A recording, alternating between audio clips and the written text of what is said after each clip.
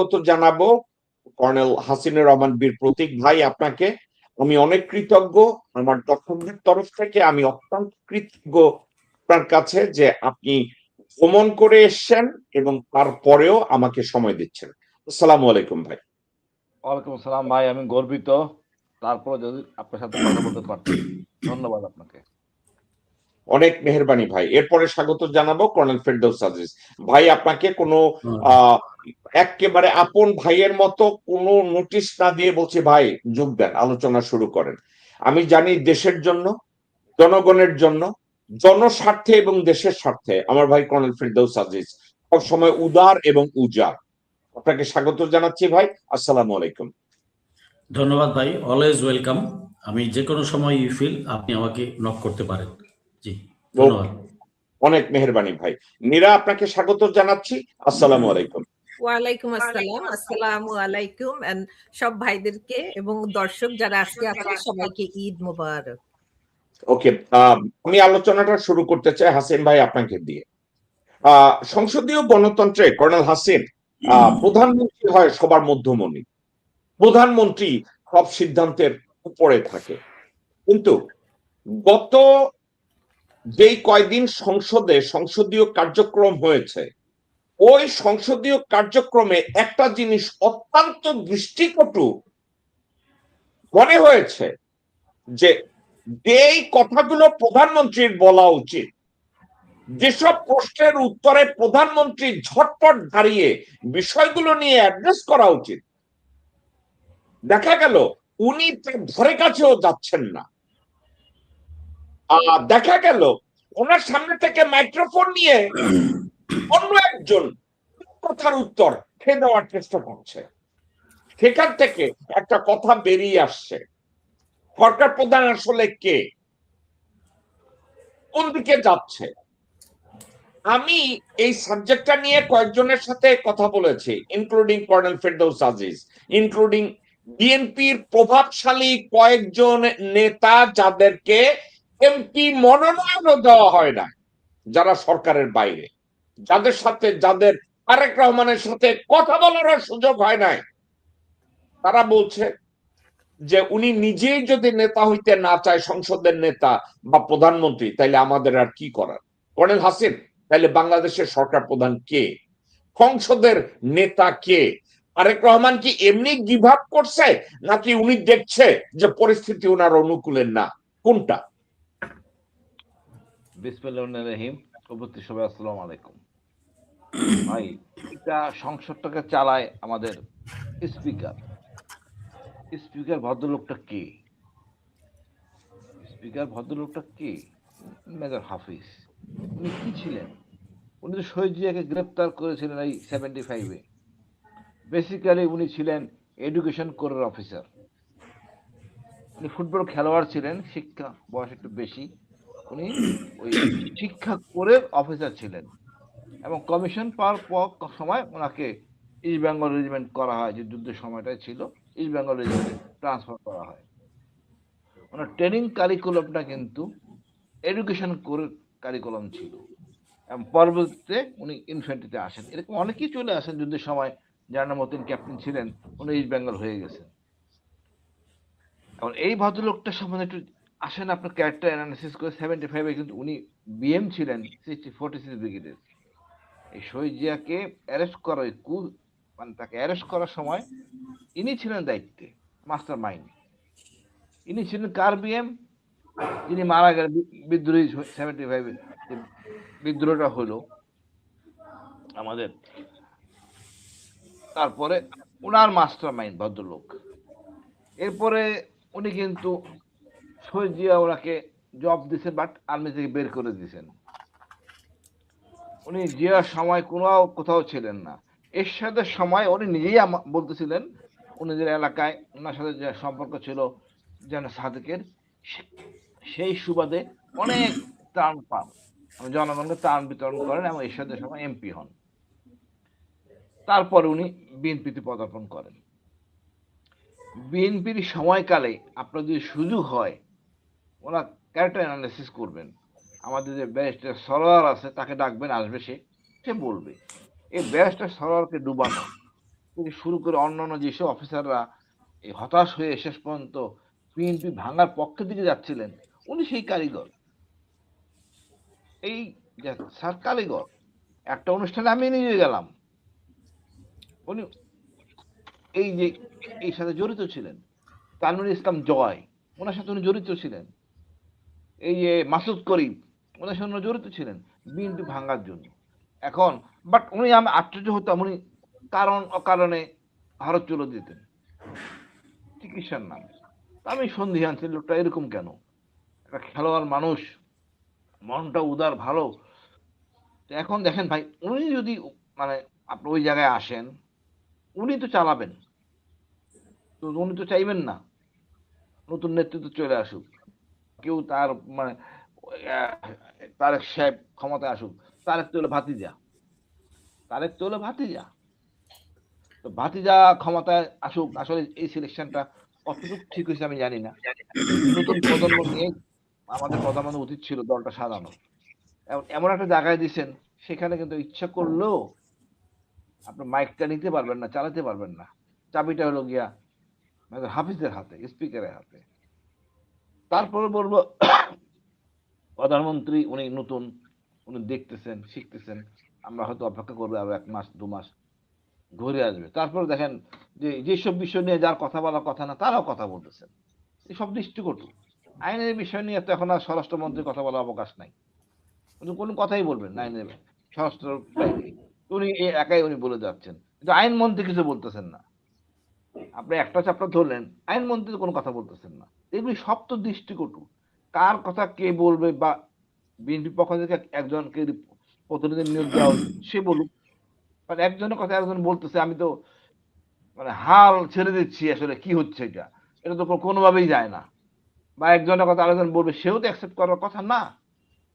সব মিলে আমার মনে হয় অনেক বছর পর আসলে সংসদ চলতেছে। আগে তো সংসদ একজনই চালাইতেন, একজনই কথা বলতেন।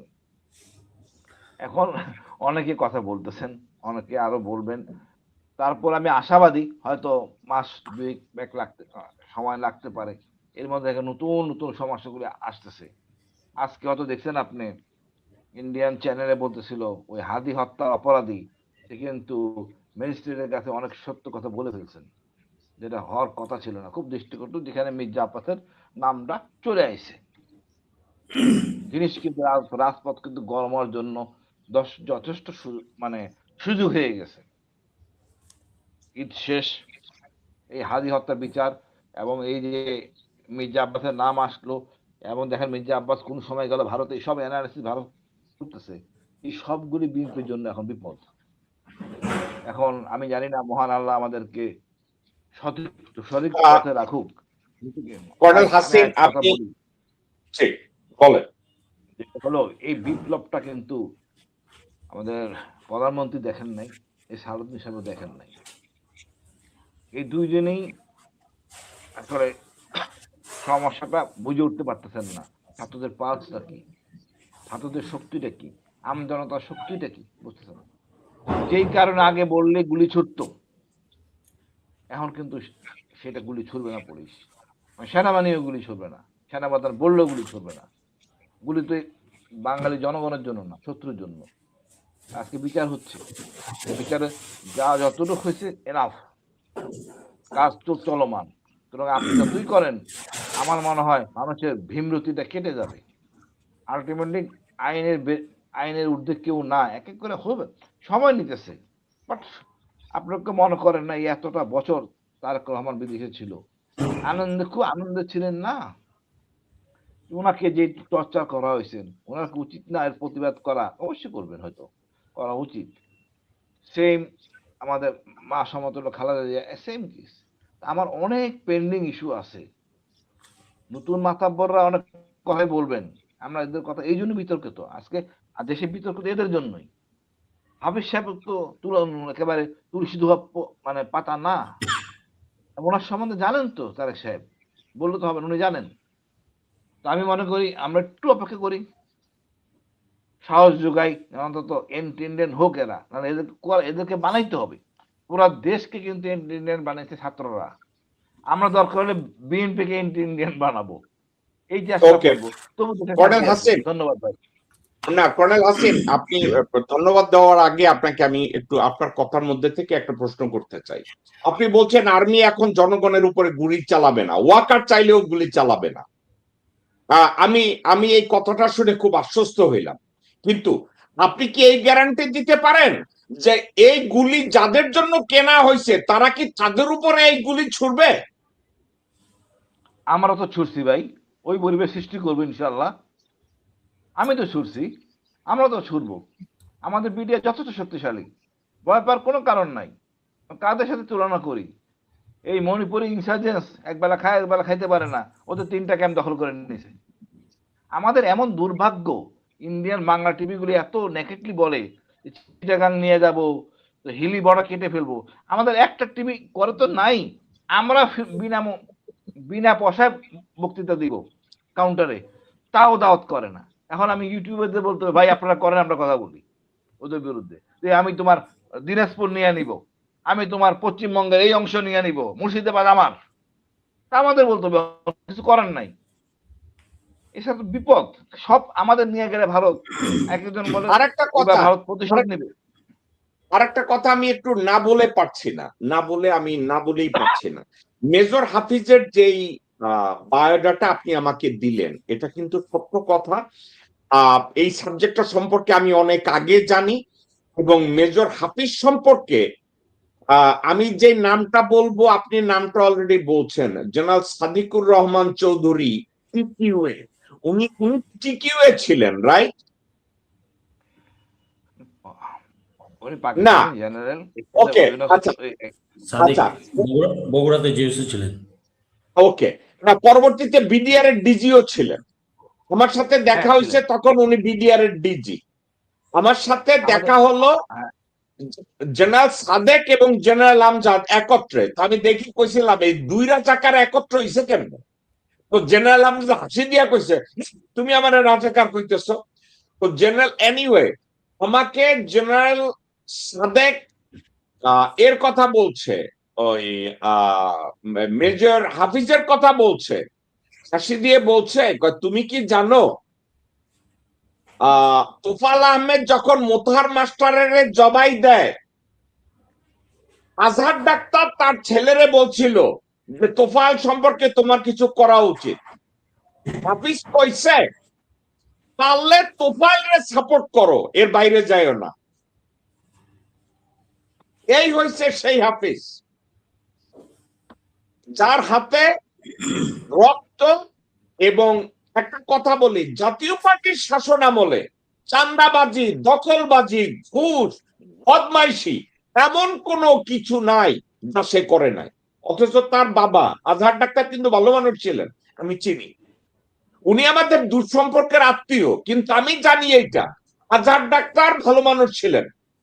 তার খারাপ একটাই ছিল, সে নিজে মরার আগে স্বীকার করে গেছে যে তার জীবনের সবচেয়ে খারাপ সিদ্ধান্ত ছিল সে জেনারেল ওবানের লগে দেখা করছে, শোধ করছে। ওইটা ছিল তার জীবনের খারাপ সিদ্ধান্ত।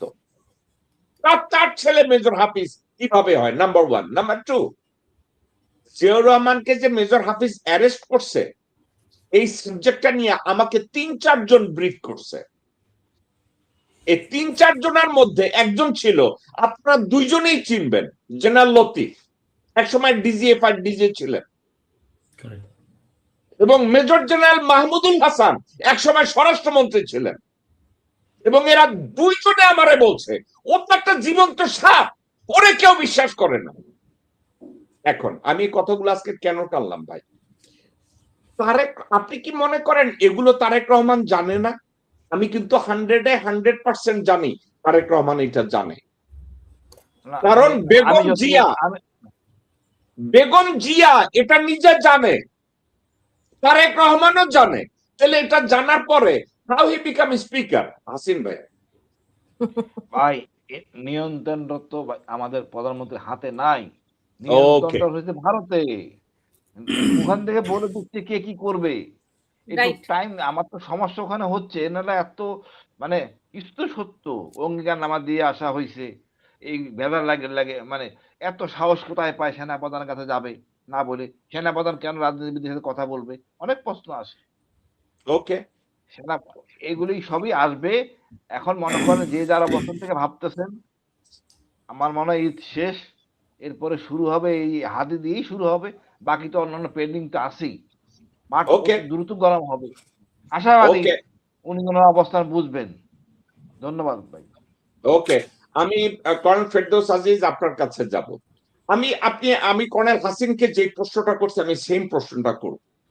আপনি কি মনে করেন না যে আমি মেজর হাফিজ সম্পর্কে যা বললাম, কর্নেল হাসিনের কথাটাকে ইগনোর করার কোনো উপায় নাই? এই মেজর হাফিজ কি তার চোখের সামনে যে চায় না খালেদা জিয়া ফার্দার প্রধানমন্ত্রী হোক, মেজর হাফিজ জেনারেল মঈনকে সরাসরি বলছে বিএনপি থেকে জিয়া পরিবারকে সরায় দিতে হবে? এই মেজর হাফিজ বলছে তাকে, জেনারেল মঈনকে। এবং তারেক রহমানকে যখন ফিজিক্যালি টর্চার করা হয়, আপনি কি জানেন তারেক রহমানের কানে এই গালি গেছে, বলা হয়েছে কুত্তার বাচ্চা তুই রাজনীতিতে থাকবি না। তো তারেক রহমান তো এগুলো জানে, বেগম জিয়া এটা জানে, তারপরে মেজর হাফিজ কি করে স্পিকার হয় কর্নেল আজিজ? মানে আপনার কোন চিন্তায়, ধ্যান ধারণা, কোন জায়গায় আপনি কি যোগ বিয়োগ মিলাতে পারেন? How he become speaker? জি, আসসালামু আলাইকুম। সেটাই কথা, উনি কিভাবে স্পিকার হয়। আর কর্নেল হাসিন আমার বন্ধু যেগুলা বলেছে 100% সত্য। এখানে বিন্দুমাত্র কোনো দাড়ি কমা সহ কোথাও কোনো ভুল নাই। আরেকটা জিনিস, এই যে 1/11-এর সময় মানে 2007-এ তখন একটা সংস্কার পার্টি হয়েছিল, মনে আছে আপনার? বিএনপি কে ভাঙতে চেয়েছিল। এই হাফিজ সাহেব এই সংস্কার পার্টিতে ছিলেন, মানে বিরোধী, মানে ইয়ে গ্রুপ, ভাগুরা গ্রুপ। দেলোয়ার সাহেব ছিলেন তখন মহাসচিব। উনাকে চাপ টাপ দেওয়ানোর অনেক, উনি অসুস্থ হয়ে গিয়ে হসপিটালে ভর্তি হয়েছিলেন দেলোয়ার সাহেব শেষ পর্যন্ত বিএনপির সাথে থেকে গেছে এবং বিএনপিকে রক্ষা করার চেষ্টা করছে। এই মান্নান ভুঁইয়া, হাফিজ, ইনারা তখন এই বিএনপিকে ভাঙার জন্য এরা ওই সংস্কার পার্টিতে ছিলেন। তো হাফিজ সাহেবের মানে আমি বলবো না হাফিজ সাহেবের চরিত্র ফুলের মতো পবিত্র, মানে মার্কা মারা লোক, মার্কার জিনিস বা মাল পানি বললাম না। সবাই তো আমার সমালোচনা করে, আমি নাকি খুব রেগে যাই, আমি নাকি খুব বকা দেই, গালি দেই। তো এই জন্য চেষ্টা করছি আর কি একটু সুভদ্র ভাষায় বাস দিতে, এরপর থেকে সুভদ্র ভাষায় বাসটা দিব। জি,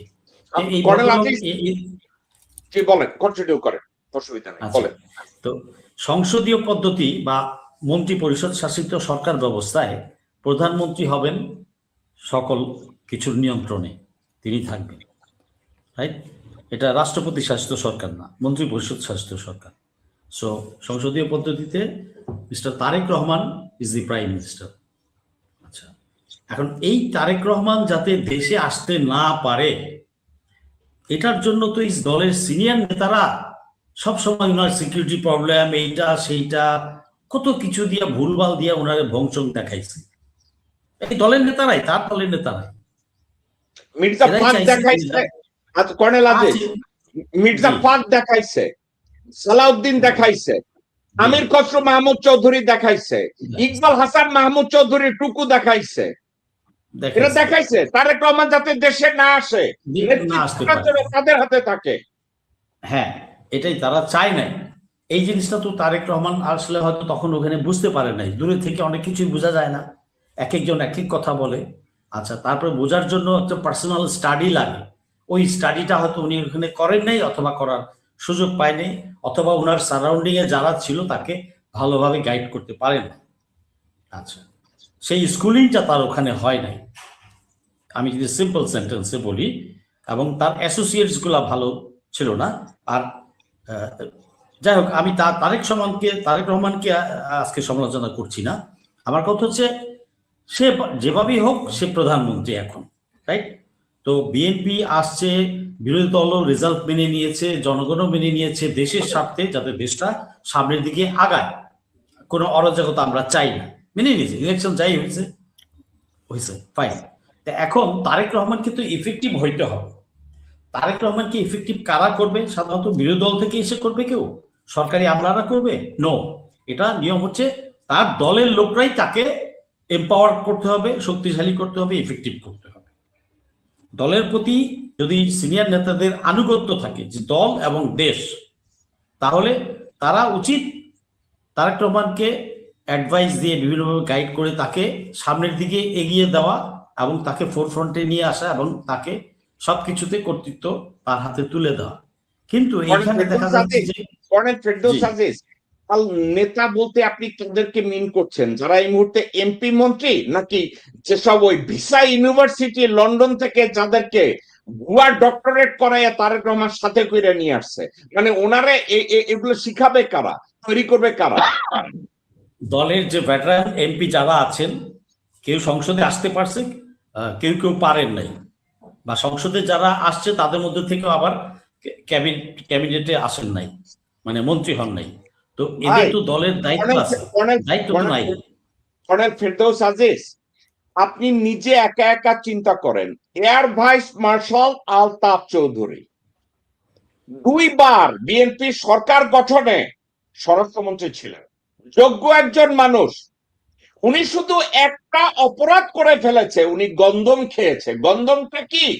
উনি একটা সত্য কথা বলেছে যে বিএনপির প্রভাবশালী নেতারা রয়ের নিয়ন্ত্রণে, যার জন্য ওনাকে অসম্মান করার জন্য শুধু মন্ত্রিত্বই দেওয়া বাদ দেওয়া হয় নাই, উনি যেখান থেকে এমপি হয়েছে ও জেলায় ইউজুয়ালি এমপি যে হয় তাকে জেলা পরিষদের প্রশাসক করা হয়, সেই প্রশাসক পত্রও তাকে দেওয়া হয় না। তাকে অসম্মান করার জন্য এক ঘটিকে ওখানে প্রশাসক বানানো হয়েছে। হাবিবুর নবী খান সোহেল জীবন উজাড় কইরা দিয়ে রাজনীতি করছে, বিএনপির জন্য করে নাই এমন কিছু নাই। গ্রেফতার হয়েছে, মার খেয়েছে, রাস্তায় গৈরা গৈরি করেছে। হাবিবুর নবী খান সোহেল মনোনয়ন পায় নাই তারেক রহমানের শুধু একটু দর্শন পাওয়ার জন্য নাহিদের বাসার নিচে যাইয়া রাস্তায় ঘোরাফেরা করে।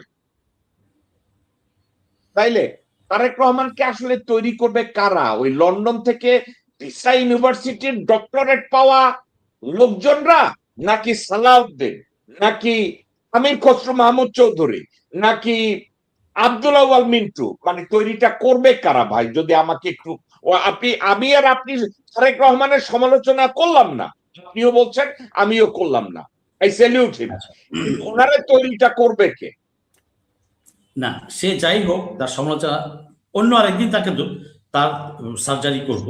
বাট আজকে যে সাবজেক্টটা, এই সাবজেক্ট অনুযায়ী কিন্তু তাকে আমরা মিন করছি যে he should take over, he should have a control. So এই জায়গায় তাকে সার্জারি করছি না, রাইট?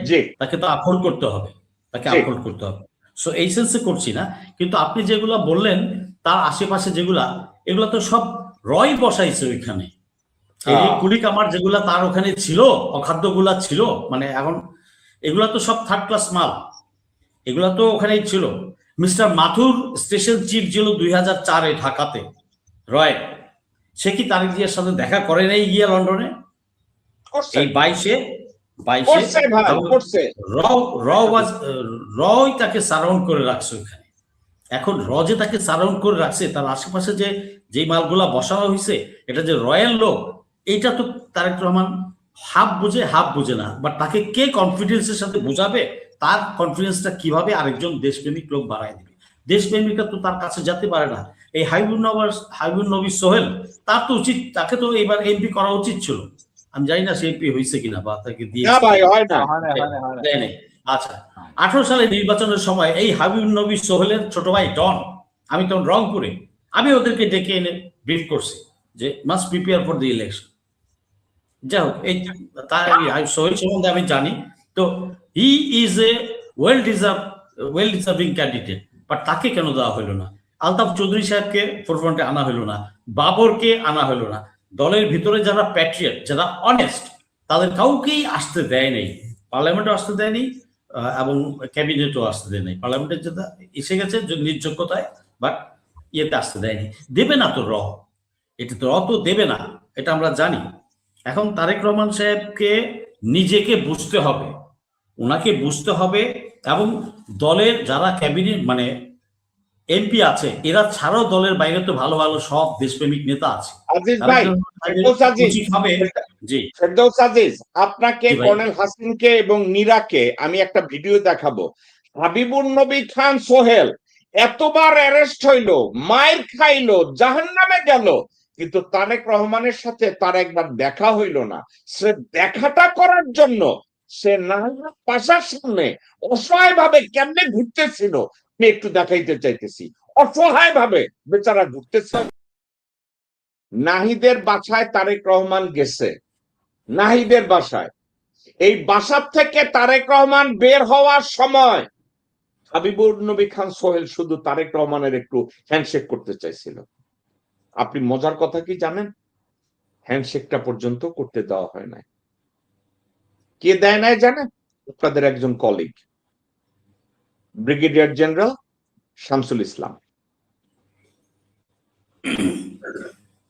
এবার বলেন কর্নেল ফেরদৌস আজিজ, উনাকে কারা তৈরি করবে?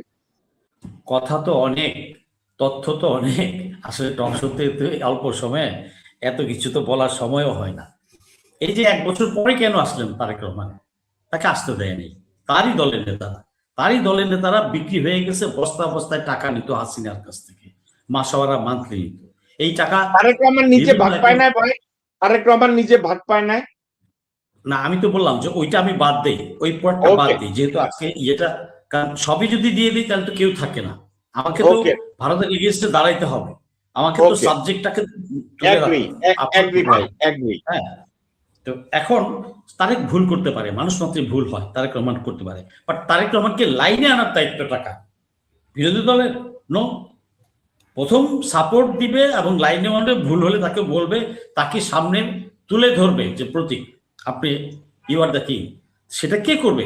করার উচিত এই দলগুলা। এই দলকেই তো হাসিনা খেয়ে ফেলেছে, খেয়ে ফেলেছে টাকা দিয়ে। দেখেন 13 সালে যখন হাসিনা ডাক দিল 29 ডিসেম্বর, মাঠে নামো সবাই, আমি তো ভাই বিএনপির কর্মী না, আমি শীতকাল ছিল, কোট পরে আমার নতুন একটা ক্যামেরা ছিল ইয়াসিকা, ওইটা নিয়ে আমি মাঠে নামছি, ক্যামেরাটা হারাই আসছি রাত্রে, সকাল 9টায় বসছি, রাত্রে বিএনপির একটা কুত্তা রাস্তায় নামে নেই, নেতা তো দূরের কথা। সব হয় গান পয়েন্টে একটা ইয়ে ছিল, অথবা আপনার টাকা খায়া একটা আব্বাস ফাব্বাস গাবগাছ কি বালছাল বলেন এগুলা, নামে নাই। আমি ওখান থেকে ঘুরে ঘুরে ফকিরাপুরে চিটাগাংয়ের একটা ছেলে আমাকে দেখালো, দেখেন ভাই ঢাকার বাইরে থেকে 1.5 লাখ লোক আসে, ওই যে হোটেলগুলাতে বারান্দা দিয়ে উকি মাইরা আছে, নেতারা নামে নাই, কর্মী থেকে আসবে, কিভাবে আসবে ভাই? ঢাকার বাইরের লোক নামে নাই। কর্নেল ফেরদৌস আজিজ, আপনি এবং কর্নেল হাসিন আপনারা দুইজনেই জানেন, যেদিন ওইখানে মাঠে নামার কথা ছিল, আপনি 2013 নভেম্বরের কথা বলতেছেন, তার আগের দিন রাতে গোরখনক আব্বাস, মির্জা ফাক, সাদেক হোসেন খোকা, মিন্টু, আমির খসরু মাহমুদ, আমানুল্লাহ আমান, এরা সব গণভবনে হাসিনার ওইখানে পার্টি করছে রাত্রে, এবং তারা সবাই ওয়াদা করছে মোহাম্মদ সালাম বিএনপি করছে যে তারপরের দিন রাস্তায় বিএনপির কোন নেতা কর্মী নামবে না, এবং নামে নাই। 18 সালের নির্বাচনেও নামে নাই। 18 সালের নির্বাচনে ওরা যদি মাঠে থাকতো এত ইয়ে পাইতো না। কি ব্যাপার, নামলো না কেন? কেন্দ্র থেকে আদেশ দিচ্ছে কেউ মাঠে যাবে না, ভয় দেখাইছে, অনেক রক্তপাত হবে।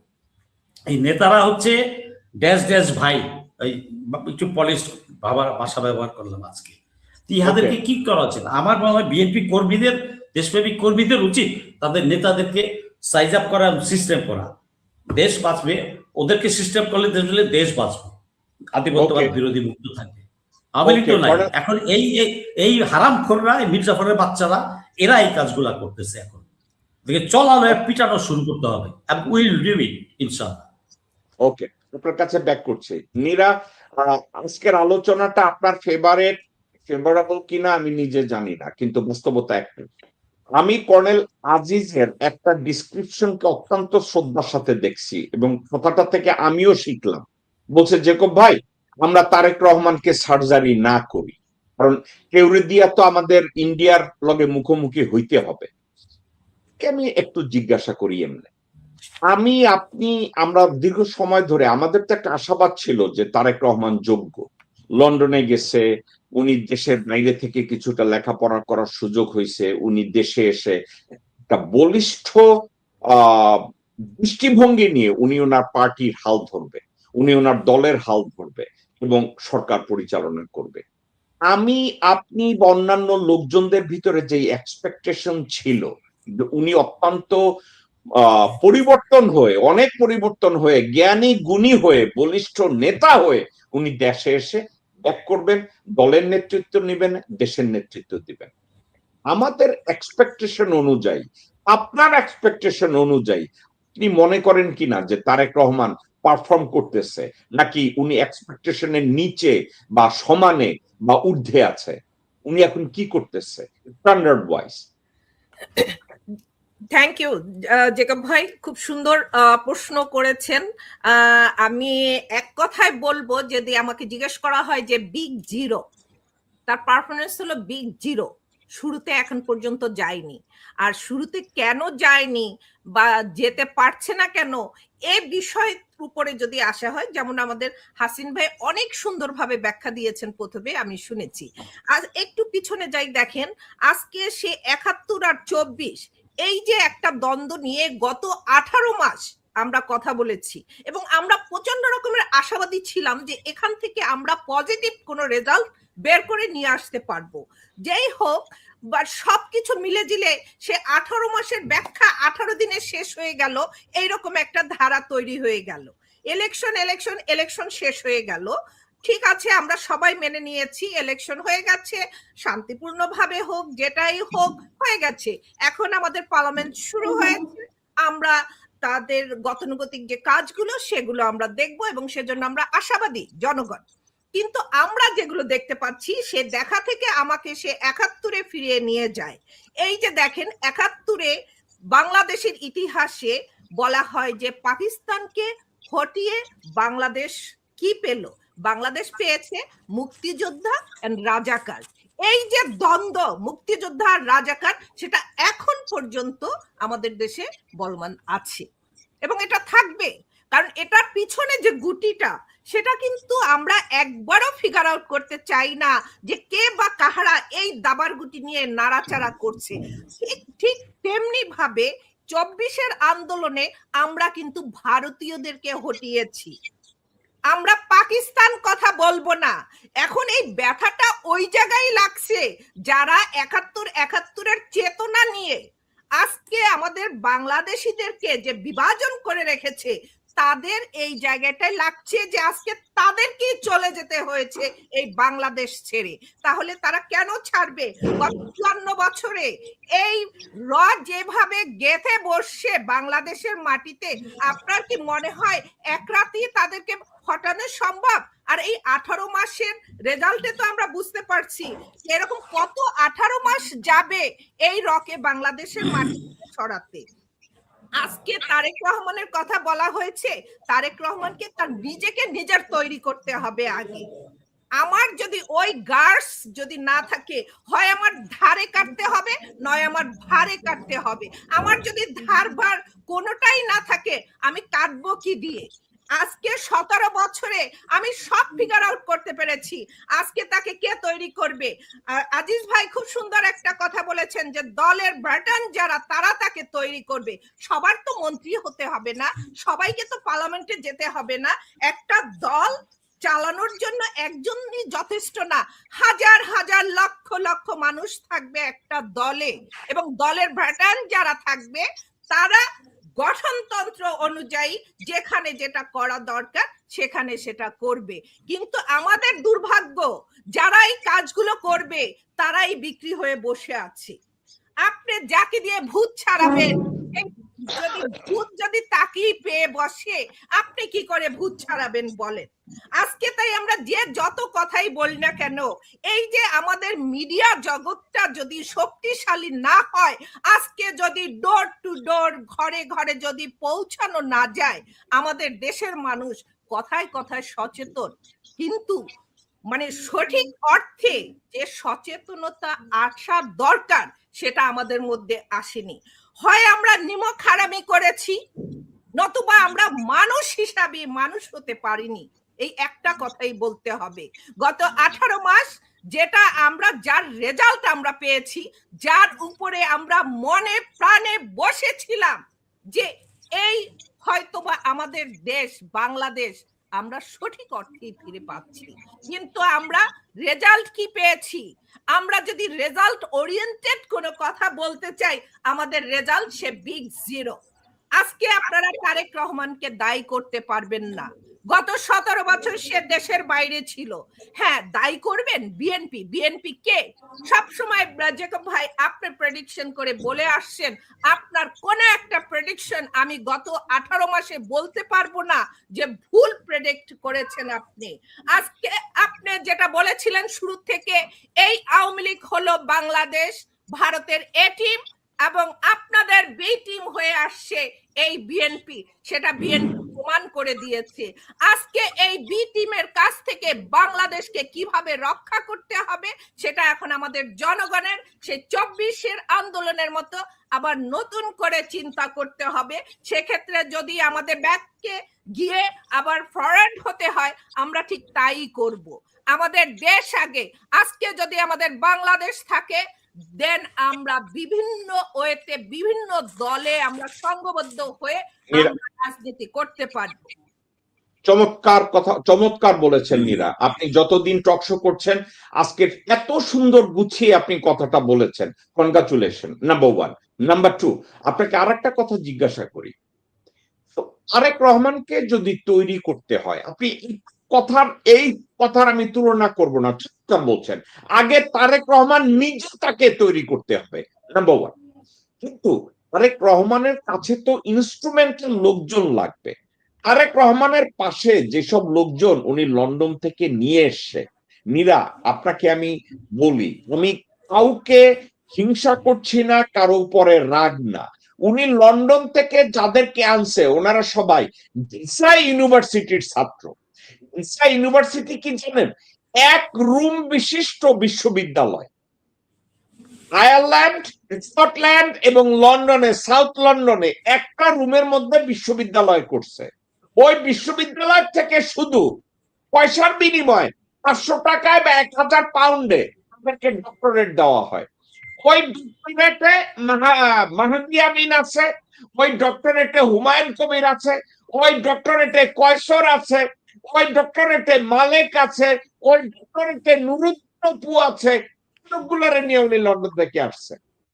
এখন উনাকে কি ওরা তৈরি করে দিবে, নাকি যারা তারেক রহমানকে দেশে আসতে নিরুৎসাহিত করছে, যে গোরখোদক আব্বাস নিরুৎসাহিত করছে, আমির খসরু মাহমুদ চৌধুরী নিরুৎসাহিত করছে, মির্জা নিরুৎসাহিত করছে, সালাউদ্দিন নিরুৎসাহিত করছে, ইকবাল হাসান চৌধুরী, মাহমুদ টুকু নিরুৎসাহিত করছে।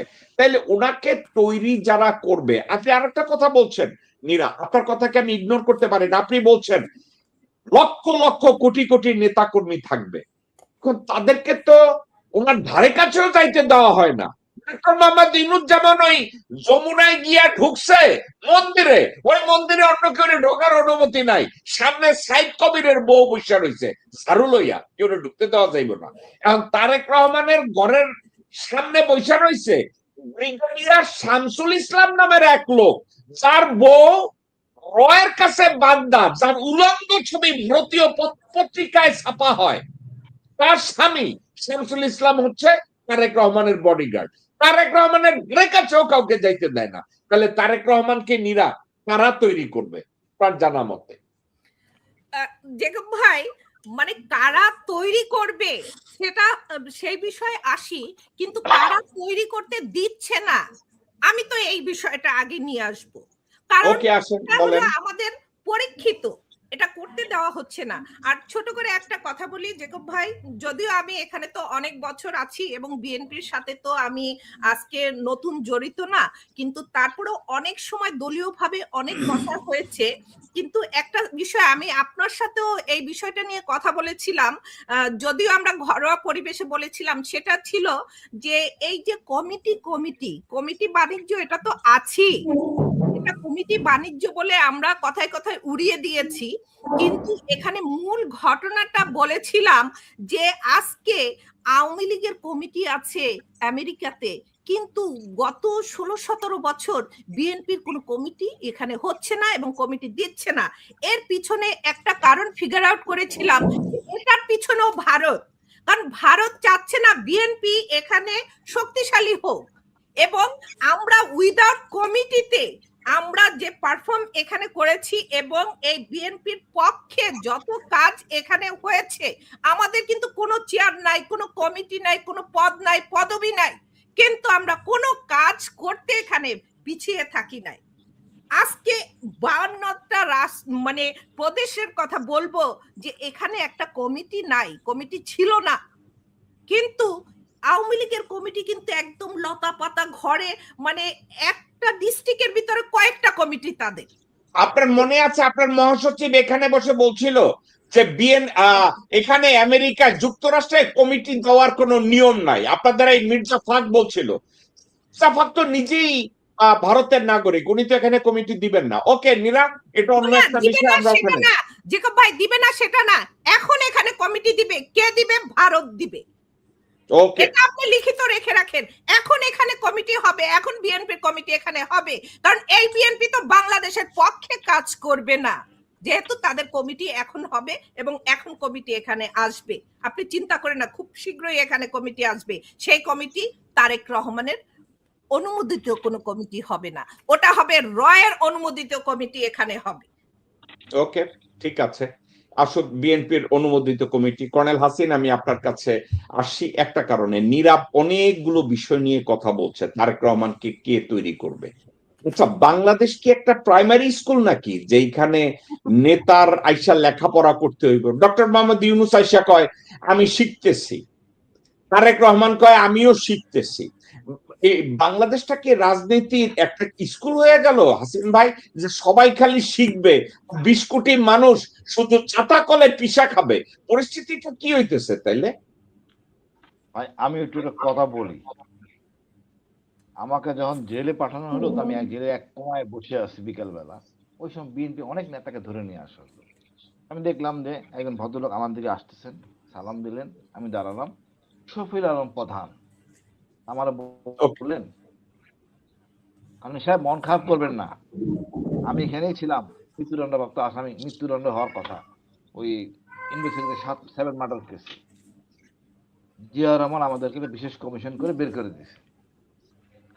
তারপর জিয়া রহমান বের করে দেওয়ার 2-3 দিন পরেই বাসায় রিং করছে, বাসায় রিং করলে শফিল আলম প্রধানের বাবা টেলিফোনটা ধরছে, জিয়া রহমান বলতেছিল প্রধান কোথায়, কোন প্রধান, বড় না ছোট? তো জিয়া রহমান বুঝতে পারছে একটু ঝামেলা হয়েছে, বললো ছোট। তখন শফিউল আলম প্রধানকে দেওয়া হলো, জিয়া রহমান বললো তোমরা জেল থেকে ছাড়া পাইলা রাজনীতিবিদ, আমি তো রাজনীতিবিদ না, আমাকে রাজনীতি কে শিখাবে? উনি বললেন আমাকে রাজনীতি কে শিখাবে, তোমরা তো আমাদের শিখাবা। উনি ডেকে নিয়ে যান বঙ্গভবনে, প্রায় যেতেন, ওনাদের থেকে রাজনীতি শিখছেন। এখন আপনাকে আপনাকে ডেকে আনতে হবে, শফিউল আলম প্রধান যে রাজনীতি শিখাতেন আর অনেকেই যাইতেন, আপনি সব ধর্মের সব দর্শনের লোকদের নিয়ে বসবেন, কথা বলবেন যদি কোনো কমতি মনে করেন, বাট আপনাকে কোনো কিছু করার আগে চিন্তা করতে হবে এই দেশ, এই আমার সীমান্ত, এই আমার পতাকা, এই আমার শত্রু, এইটা মাথায় আগে ঢুকাইতে হবে। এই এলো দেশপ্রেম। হাসিন ভাই একটা ইম্পর্টেন্ট একটা কথা, $1,000,000 প্রশ্ন করব। ডক্টর মোহাম্মদ ইউনূস গত 18 মাসে কি কি ভুল করেছেন, ডক্টর মোহাম্মদ ইউনূস সেটা জানেন। উনি কি কি ভুল করেছেন? উনি শুরুতে ভুল করেছেন, যাওয়ার সময় ভুল করেছেন, মধ্যে ভুল করেছেন। এই মুহূর্তে তারেক রহমান ডক্টর ইউনূসের সাথে ইন্টিমেট একটা রিলেশনশিপ এনজয় করতেছে। আপনি কি মনে করেন যে ডক্টর মোহাম্মদ ইউনূস ওনাকে, ডক্টর মোহাম্মদ ইউনূস নিজে যে ভুলগুলো করছে এই ভুলগুলো তারেক রহমানকে শিখাবেন, যেন তারেক রহমান যেন না ভুল করে, সামনে অন্যদিকে এভাবে ডিরেক্ট করবে যে তুমি এইটা কইরো, তুমি এটা কইরো না, তুমি এইভাবে যাও, এইভাবে যাইও না। কি মনে হয় ডক্টর ইউনূস এটা করবেন? ডক্টর ইউনূসের ভুলগুলি যদি উনি লিখিত আকারে তারেক রহমানকে দেন, আমি এই ভুলগুলি করছি, you may follow, may not follow. But এবং আমি ডক্টর তো ইউনূস কি, ডক্টর ইউনূসের সাথে আপনার দেখা হয়েছে, আমার হয় না। আপনি কি কখনো ইউনূসকে দেখছেন তার নিজের ভুল সে স্বীকার করছে কখনো? হ্যাঁ, স্বীকার করছে, উনি অবাক হয়ে গেছেন। আমরা মিলিটারি অফিসারদের এত অ্যাপ্রিসিয়েশন দিলাম, 3 মাস হয়ে গেছে ওনার টেবিলে আসে নাই। আপনি বোঝেন কি বলেন, 3 মাস? আমাদের আমাদের ব্রিগেডিয়ার হাসান হাসি বলতেছিল আমরা স্বাক্ষর করে দিয়ে গেছি, কোথায় পেপার? তখন ওখানে আসিফ নজরুল ছিল, সবাই একে অপরের দেখা দেখি করতেছে। অর্থাৎ জেনারেল ওয়াকার এইটাকে সামনে ফরওয়ার্ড করে নাই, এটা সামনে যাবে না। ওই দিন বলছে এর এক্ষুনি শুরু করো। এখন কথা হলো, অজ্ঞর ভিতরে ওই বললেন না, কিছু কিছু লোক থাকে পাশের লোক, যেগুলি সবাইকে সামনে নেয় না, এর বাইরেও কিছু করতে হয়। এইটা হলো লিডারশিপের অংশ। আপনি কখন কোথায় যাবেন সবকিছু বলবেন না, হঠাৎ করে সিদ্ধান্ত নেবেন, নাহলে পারবেন না। তো আপনি কি মনে করেন ডক্টর মোহাম্মদ ইউনূস তারেক রহমানকে ডেকে বলবে যে ওনাদের সাথে সম্পর্ক কিন্তু অত্যন্ত ভালো, এবং আমি কিন্তু খুশি যে ডক্টর মোহাম্মদ ইউনূস এবং তারেক রহমানের একটা পার্সোনাল রিলেশনশিপ আছে, তৈরি হয়েছে গত 18 মাসে। আপনি মনে করেন কিনা যে ডক্টর মোহাম্মদ ইউনূস তাকে গাইড করবে, বলবে যে তোমার এখন এটা করা উচিত বা এটা করা উচিত না, আপনি আর তারেক রহমান এই অ্যাডভাইস নিবে, এটা কি আপনার মনে হয় কিনা? এইটা তো চাইলেও তো আপনি মনে করেন সালাউদ্দিন, মানে আমাদের স্বরাষ্ট্র উপদেষ্টাকে সরাতে পারবেন? এটা সম্পূর্ণ তো রয়ের প্রজেক্ট। রাইট। এখন এই প্রজেক্ট থেকে বের হইতে গেলে আমাদেরকে সাহায্য করতে হবে তারেক রহমানকে। যে সারা কাছে সালাউদ্দিন কাজে বলে সালাউদ্দিন সাহেবকে মানি না, বয়কট সালাউদ্দিন, বয়কট স্বরাষ্ট্রমন্ত্রী, আমরা সাহায্য যোগাবো, তখন এটা তারেক রহমানের জন্য সিদ্ধান্ত নিতে সহজ হবে। এটা পজিটিভ হইতে আমরা চিন্তা করি। ভাই আপনি কেমনে তাকে ওখান থেকে সরাবেন? পরিকল্পনা আর অর্থ মন্ত্রণালয়ের দায়িত্ব দিচ্ছে তার চাইতে বড় রজে কারে। আমরা এই আমি পয়েন্টগুলি নিয়ে ছাত্রদের নিয়ে আমরা যদি চিৎকার করি, চিল্লাচিল্লি করি, হয়তো 2 মাস 3 মাস জিনিসটা তো দৃশ্যমান হবে, তো সোশ্যাল হ্যাঁ মিডিয়া ছড়াবে, তো হবে।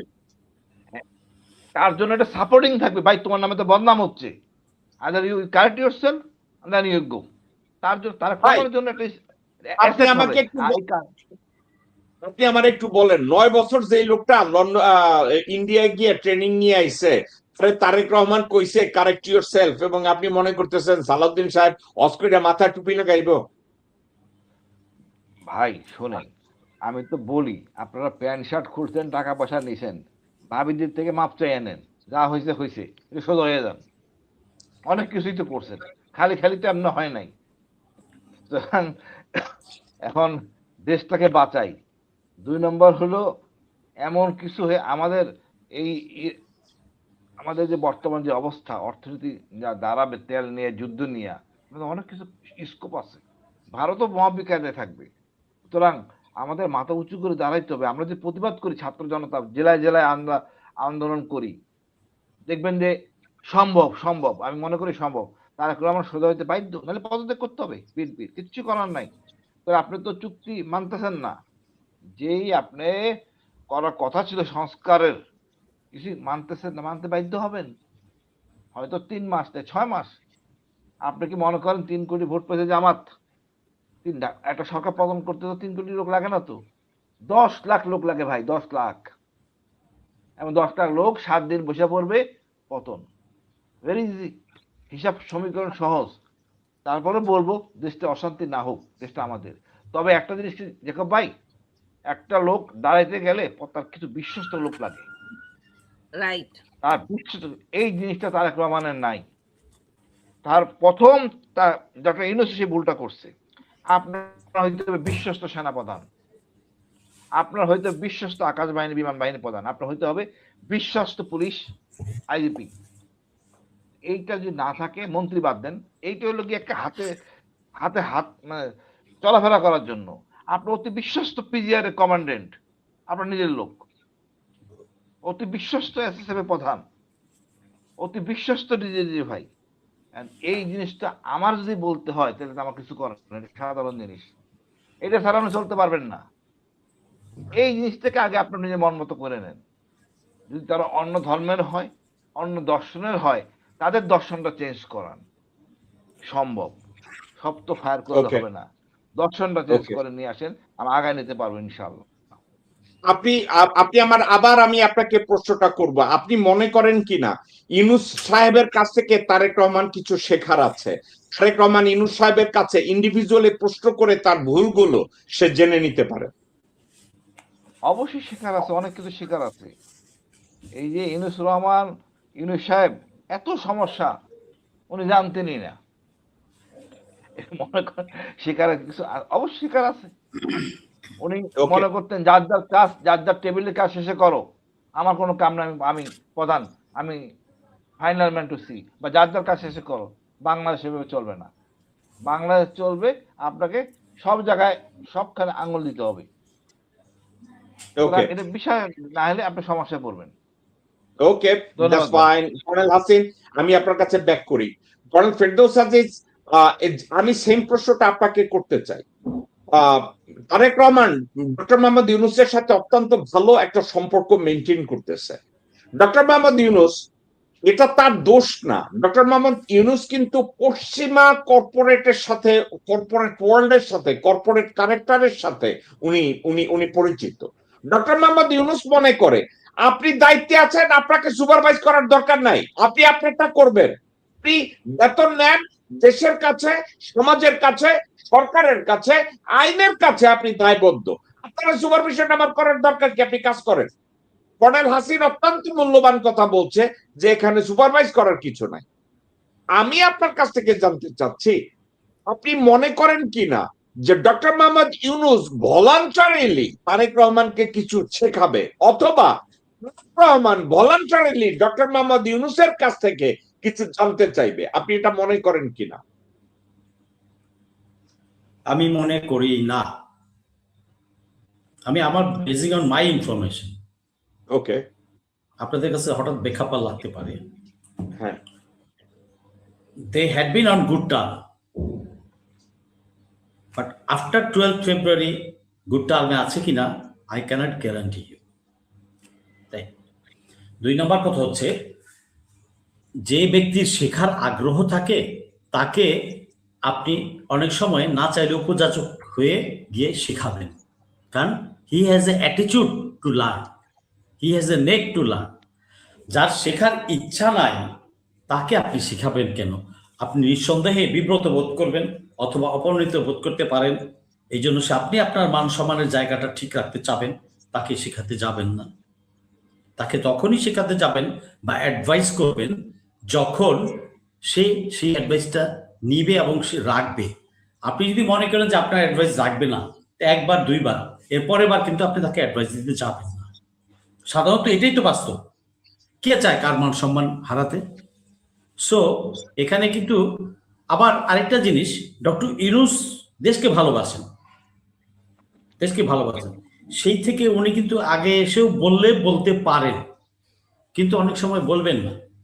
এখানে একটা দুইটা ফ্যাক্টরের উপর নির্ভর করছে না, এটা ডোমেস্টিক, রিজিওনাল, ইন্টারন্যাশনাল, অনেক কিছু ফ্যাক্টর আছে, অনেক ধরনের ফ্যাক্টর আছে। তো এই মুহূর্তে whether they have communication or not, I have a doubt. আর একটা কথা, আপনি যেটা বলছেন আপনার কথাটাকে আমি অগ্রাহ্য করছি না, কিন্তু একটা কথা তো তারেক রহমান বা ডক্টর মোহাম্মদ ইউনূস দুইজনই অ্যাকনলেজ করবেন, ওনাকে এই ক্ষমতার থেকে ছেড়ে দেওয়ার পরেও ওনাকে কিন্তু 1 বছর ওনাকে বিশেষ মর্যাদায় ওনাকে দেওয়া হয়েছে। ওনাকে এই 1 বছর বিশেষ মর্যাদা দেওয়ার দরকার ছিল না।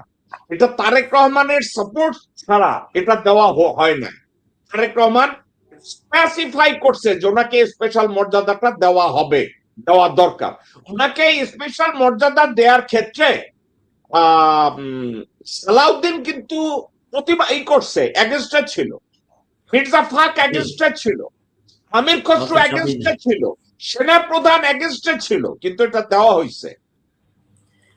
মানে ডক্টর ইউনূস যখন লন্ডনে যান তখন ম্যাডাম খালেদা জিয়া কিন্তু তার সন্তানকে মানে এই তারেক রহমানকে বলে দিয়েছিলেন যে তুমি তাকে সর্বোচ্চ সম্মান দিবে, সর্বোচ্চ সম্মান দিয়ে তার সাথে কথা বলবে। ডক্টর ইউনূসের সাথে যেন সর্বোচ্চ সম্মান দিয়ে তার সাথে দেখা করে কথা বলে, এটা কিন্তু ম্যাডাম খালেদা জিয়া তারেক রহমানকে বলে দিয়েছিলেন। এটা আমি শুনেছি, আমি তো ম্যাডামের সামনে ছিলাম না তখন, বাট বিভিন্ন সোর্সে শুনেছি। তো মার কথা মনে করি হয়তো এইটুকু তারেক রহমান খেয়াল করেছেন যে উনি অতি সম্মানিত ব্যক্তি, তাকে সম্মান দিলে লস হবে না, এবং সেজন্যই হয়তো উনি তাকে এই 1 বছরের যে একটা স্ট্যাটাস এটা দিয়েছেন। এটা ভালো কাজ করেছেন তারেক রহমান। কিন্তু কথা হচ্ছে, আমি যেটা পার্সোনালি ফিল করি, তারেক রহমান আসলে আছেন অসহায় অবস্থায়, একটা মাইন্ড কারচিপা বলে না, উনি একটা মাইন্ড কারচিপার অবস্থায় পড়ে গেছেন।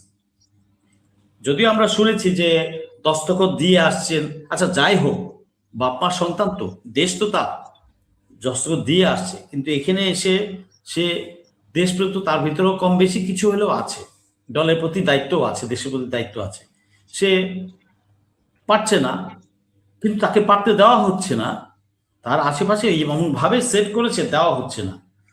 বিএনপির মধ্যেই ওনার প্রথম কাজ হবে ওনার বাবা মার কি আদর্শ ছিল এগুলা আগে দরকার হলে বাচ্চা পোলাপানের মতো লিখে লিখে কাগজে লিখে লিখে রিকালেক্ট করে বারবার পড়া। তারেক রহমান সাহেবের, আমি ওনার ভালোর জন্য বলছি, ওনাকে অসম্মান করার জন্য না। অনেক চামচা কুকুর বিড়াল আছে দেখবেন আমার এই কথাটাকেই মিস ইন্টারপ্রেট করবে। আমি বিএনপি দলটাকে ভালোবাসি, আমি মাঠে ঘাম দিয়েছি 16 বছর, বলেছি আগে। তো ওনার বাবা মার আদর্শগুলা কালেক্ট করুক, কালেক্ট করে দেখে করে হোমওয়ার্ক করুক, এরপর কাকে কাকে ওনার ডাকা উচিত, কাছে নেওয়া উচিত, আলাপ করা উচিত ক্যাজুয়ালি, এই কাজটা উনি করুন, তাহলে ওনার কিছুটা ডেভেলপ হবে এবং উনি স্ট্র্যাটেজি বের করতে পারবেন। এটা করতে হবে।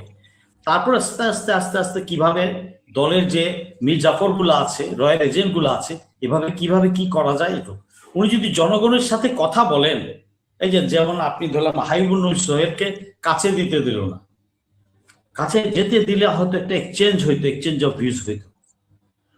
ডক্টর ইউনূস যে কাজটা থেকে বঞ্চিত হয়েছেন, ওনার কাছে অন্যান্য বোদ্ধারা বা সাধারণ মানুষ দেশপ্রেমিকা যেতে পারতো না। So it was a mistake on Dr. Yunus's part.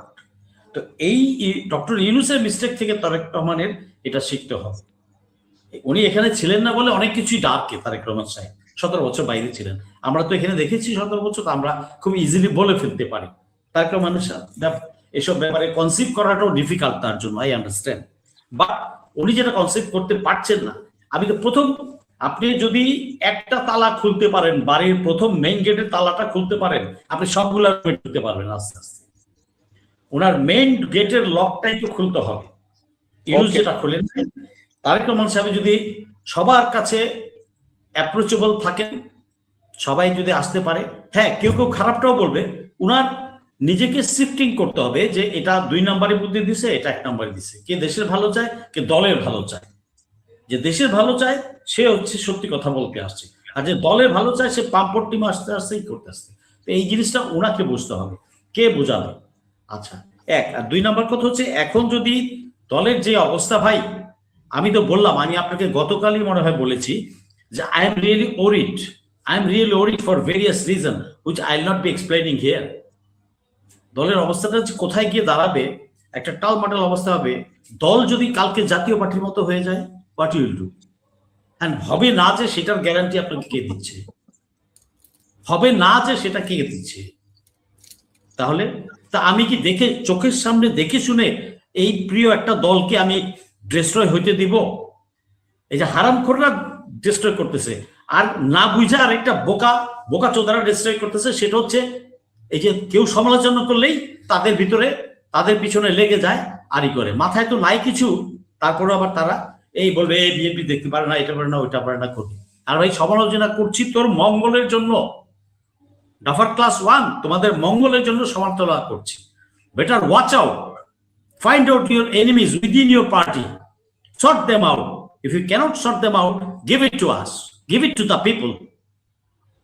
তাহলে এটা আসলে জ্যাকব ভাই অনেক কিছু বলতে চাই কিন্তু বলতে পারবো না, বলবো না Okay. এখানে। যে এখানে আজিজ ভাই, আমি আপনার কাছে ব্যাক করি। নীরা আপনার কাছে আসছি। আমি কর্নেল হাসিনকে যে প্রশ্নটা করছি, আমি এই প্রশ্নটা আপনাকে করব, কিন্তু এই প্রশ্নটা করার আগে একটা কথা আমি জানতে চাচ্ছি। তারেক রহমান ঈদের জন্য সালাম দিতে গেলেন ডক্টর মোহাম্মদ ইউনূসকে, এবং ওখানে গিয়ে আমি দেখলাম ডক্টর মোহাম্মদ ইউনূসের সাথে যেভাবে কোলাকুলি করলেন, যেভাবে কমপ্লিমেন্টারি আলাপ আলোচনা ওনারা একজন আরেকজনকে করলেন, খুবই ভালো। কিন্তু একটা জিনিস একটু চোখে পড়ার মতো, উনি ডক্টর মোহাম্মদ ইউনূসের সাথে দেখা করতে গেছেন, সাথে নিয়ে গেছেন ওনার ড্রাইভার সানি, সাথে নিয়ে গেছে রয় সন্তোষ শর্মার যে বসে থাকে নুরুদ্দিন অপু। নীরা, এই বিষয়টাকে আপনি কিভাবে দেখেন? আপনি কি মনে করেন এটাও তারেক রহমানকে শিখাতে হবে যে উনি কোন জায়গায় ড্রাইভারকে নিয়ে যাবে আর কোন জায়গায় কাকে নিয়ে যাবে? এটাও কি ওনাকে শেখানো হয় না জন্মের পরের থেকে, নাকি এখনো শেখানোর দরকার আছে? জেকব ভাই, শেখানো না শেখানোর সাবজেক্ট না, এখানে প্রোটোকল মেনটেন করতে হয়, সেটাই মেনটেন করছে। আর আরেকটা কি বিষয় প্রোটোকল? হলো, নীরা নীরা নীরা নীরা নীরা ভাই প্লিজ প্লিজ আমাকে একটু বলতে দেন। কারণ Okay. এখানে যে গত আপনার প্রোগ্রামে একটা বিষয় নিয়ে আপনি কথা বলছেন, দেখেন যে ভাইটাল পয়েন্টটা কি ছিল, রাডার। জি, আজকে বলতে চাচ্ছেন যে ডক্টর মোহাম্মদ ইউনূসকে 1 বছরের যে লেবারেজ যেটা তাকে দেওয়া হয়েছে, যে সম্মানটা জানানো হয়েছে, এর চেয়ে বেশিও আমাদের চাওয়া পাওয়ার আছে যদি আমরা ওই লেভেল থেকে চিন্তা করি। কিন্তু এখানে মূল ঘটনাটা হলো, এটা আমি অনেক আগে থেকেই বলে আসছি এবং সবসময় বলি, যদিও আমার ছোট মুখে বড় কথা সেটা। এখানে হলো যে দেখেন, এই যে ভারতীয় গোয়েন্দা যেগুলো আছে বা এই দাদা বাবুদের চাল আমাদের বাংলাদেশিদের বুঝে উঠতে সময় লাগে। কেন সময় লাগে? ওরা যদি একটা মিথ্যা কথাও বলে, একটা সত্য কথা তো কাছে যাবে না, মিথ্যা থেকেই বলি, যে মিথ্যা কথাও বলে, সেটাকে প্রমাণ করতে আমাদের 6 মাস লেগে যায় কথাটা সত্য না মিথ্যা। তো এই 6 মাস আমাদের প্রমাণ করতে করতে অনেক কিছু কিন্তু হয়ে যায়। তাই এটা আমি সবসময় ধরে নেই যে এটা তাদের একটা নাটকীয় চাল। আর আমাদের দেশের পলিটিশিয়ানরা, এরা পলিটিক্স করে উইদাউট পলিসি। এদের কিন্তু কোনো পলিসি নাই আমাদের দেশের পলিটিশিয়ানদের।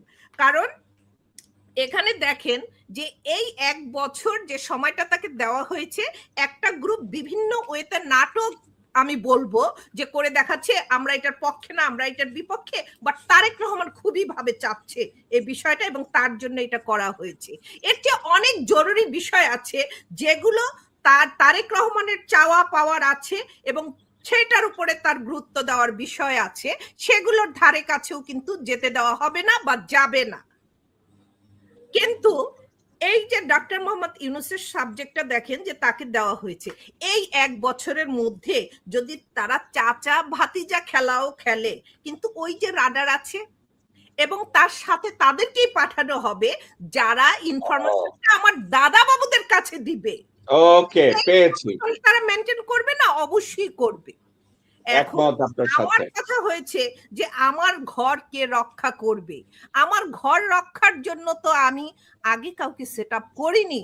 আমাকে যারা সেট আপ করে দিয়েছে, যাদের ঘাড়ে ভর করে আমি আমার ঘর রক্ষা করতে যাচ্ছি, তারাই তো সামনে থাকবে। আজকে সোহেল ভাইয়ের কথা আপনি বলতেছেন যে সোহেল ভাই হ্যান্ডশেক করতে পারে নাই।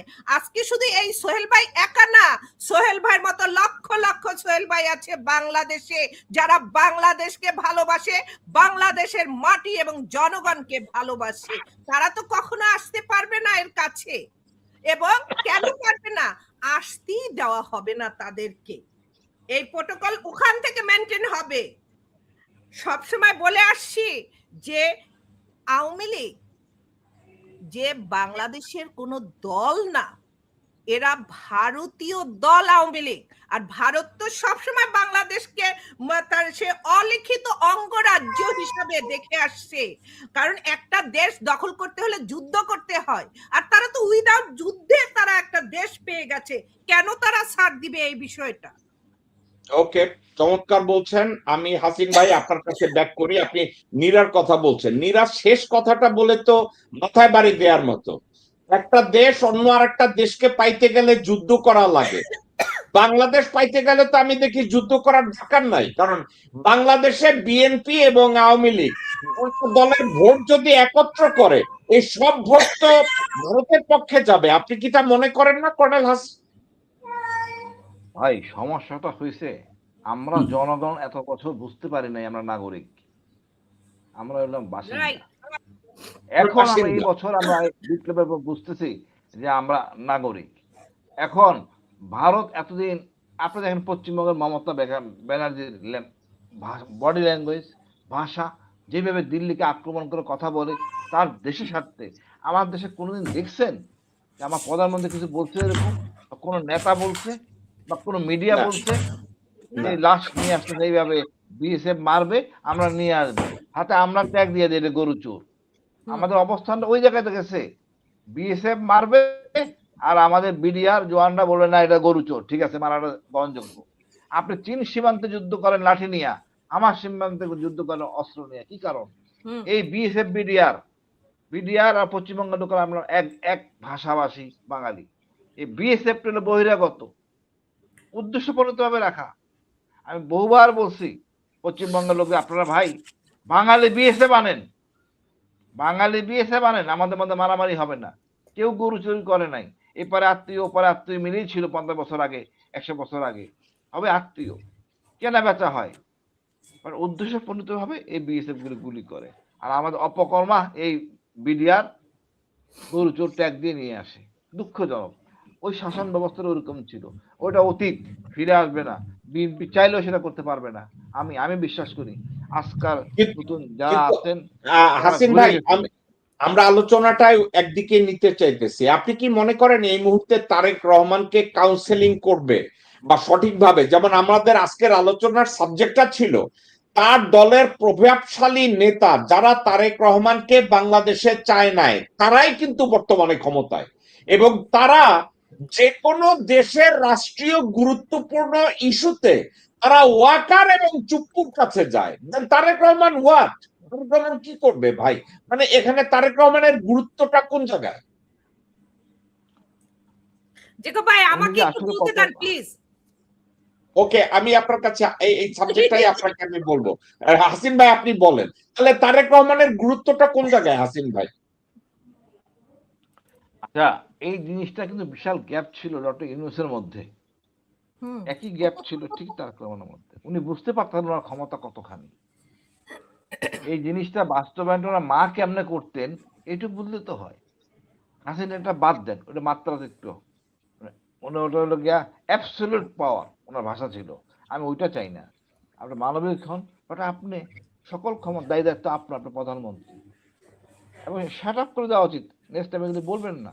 এখন সমস্যা হয়ে গেছে, ওনারা ছিলেন দেশে আর উনি ছিলেন লন্ডনে, যার জন্য অনেক সমস্যা হয়ে গেছে। আমার মনে হয় সোহেল ভাই, রিজভি ভাই নামটা বাদ দিচ্ছেন আপনারা, উনিও কিন্তু অফিসেই থাকতেন, বদরক অফিসেই থাকতেন। এবং আচ্ছা হাসিন ভাই তাইলে কি, আচ্ছা হাসিন ভাই তাইলে কি আপনি বলতে চাচ্ছেন তারেক রহমান হইছে একটা হাতি, সে জানে না তার শরীর কত বড় এবং সে কত শক্তিশালী? আপনি কি এটা বলতে চাইতেছেন? আপাতত অন্তত 6 মাস তাই হবে ভাই, কিছু করার নাই। মানে উনি হাতি, উনি জানেন না ওনার কত বড় শরীর, কত বড় ক্ষমতা, উনি এক খোঁচায় সবকিছু সম্ভব, উনি সেটা জানেন না। ওটা সময় লাগবে 6টা মাস একটু স্টেবল। আচ্ছা না, আপনি বলছেন এটা জানেন না, কিন্তু কথাটা একটু অড মনে হয়। যেই লোক লন্ডনে বসে এবং যেই লোক লন্ডনে বসে, যেই লোক লন্ডনে বসে এবং বাংলাদেশে এসে বলছে আমি নিজ চোখে দেখেছি আমার বাবা কিভাবে রাষ্ট্র পরিচালনা করছে, আমি আমার নিজ চোখে দেখেছি আমার মা কিভাবে রাষ্ট্র পরিচালনা করছে, তাইলে যেই লোক এই কথা বলে সেই লোকের কাছ থেকে আমি আপনি এটা কেন মেনে নেব যে উনি একটা হাতি? উনি জানেই না ওনার ক্ষমতা কোথায়। ভাই এখন একটা বোঝার চেষ্টা করেন, উনি দীর্ঘদিন বাইরে ছিলেন, এখন দেশে ফিরে আইছেন, সব চোরটা বদমাইশ, ওনাদের ডিজায়ার মতো উনি মন্ত্রীগুলি সভাগুলি বানাইছেন। আমার মনে হয় এই রত্নগুলি ওই দিন 3 মান্থস একের পর এক মিস্টেক করতে করতে তারা কেমন বাধ্য হবেন আমি জনতার প্রেসারে ওনাদেরকে অপসারণ করতে, তখন আসল বিএনপি হয়তো ফিরে আসতে পারে। আমি এখন আশাবাদী ওইভাবে। তারপর কথা আছে, উনি এত কঠিন পতন হতে চাচ্ছেন না, উনি বহু বরখাস্ত করছেন, চাঁদাবাজ, কাজের কাজ কিছুই হয় নাই। এই বিএনপি বাধ্য হয়েছিল আপনার ডেভিড হান্ট দেন র্যাব, সেই দিকে আলটিমেটলি যাইতে হবে। এই লোকগুলি সেই কাজই করবে। এই যে নতুন ইস্যু মির্জা আব্বাস হাসপাতালে ভর্তি বিদেশে, ভারতে আজকে যে যা বলে দিছে এরা, তো বিশাল একটা চাপ। কেন কি টাকা পড়ছে তারা আমার কি বলছে ফয়সাল করিম ইন্ডিয়া, কি বলছে হাসিন ভাই? ওখানে ম্যাজিস্ট্রেটের কাছে উনি বলছেন, যেটা বলা হলো যে মির্জা আব্বাস 50 লাখ টাকা দিয়েছেন এবং 10 লাখ টাকা ক্যাশ পেমেন্ট করছেন সাথে সাথে। এইটুকুই ফার্স্ট করছে, বাকিটা আরো অনেক বিস্তারিত অনেক তথ্য বলছেন।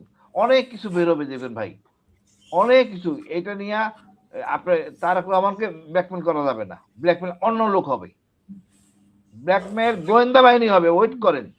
হাসিন ভাই আপনি কি বলতে চাইতেছেন, মির্জা গোরখোদক আব্বাসের অসুস্থ হওয়ার কারণ এই ফয়সাল করিমের গ্রেফতার হওয়া? অবশ্যই ফয়সাল করিম গ্রেফতার হওয়ার পরে উনি অসুস্থ হয়ে গেলেন। গ্রেফতার হওয়ার পরে উনি অসুস্থ হয়ে গেলেন। আপনারা বোঝার চেষ্টা করেন, অপরাধী তো এমনি বোঝা যাবে। এখানে ওকে ওকে, তো আপনার কাছে আমি ব্যাক করি। হাসিন ভাই, নীরা আপনার কাছে যাই, আমাদের সময় কম, আমরা কনক্লুড করব। আপনার কাছে আমি সেম প্রশ্নটাই করতে চাই আমি যেটা কর্নেল হাসিনকে আমি করলাম, যেটা হচ্ছে ডক্টর মোহাম্মদ ইউনূসের কাছ থেকে তারেক রহমান নিজের থেকে কিছু শিখবে কিনা, অথবা তারেক রহমান নিজের থেকে এটা গ্রহণ করবে কিনা, ভুল ত্রুটিগুলো শোধরাবে কিনা। জেকব ভাই, আসলে সত্যি কথা বলতে আমাদের সবচেয়ে বড় দুর্ভাগ্য হলো যে এইরকম একটা মানে অবস্থার মধ্যে আমাদের ম্যাডামকে আল্লাহ নিয়ে গেছেন। এটা হলো আমাদের জন্য সবচেয়ে দুর্ভাগ্য। আজকে যদি ম্যাডাম বেঁচে থাকতেন তাহলে দেখা যেত রাজনীতির খেলা কাহাকে বলে। কিন্তু আমাদেরও দুর্ভাগ্য, আল্লাহ আমাদেরকে দেখালো না সেটা।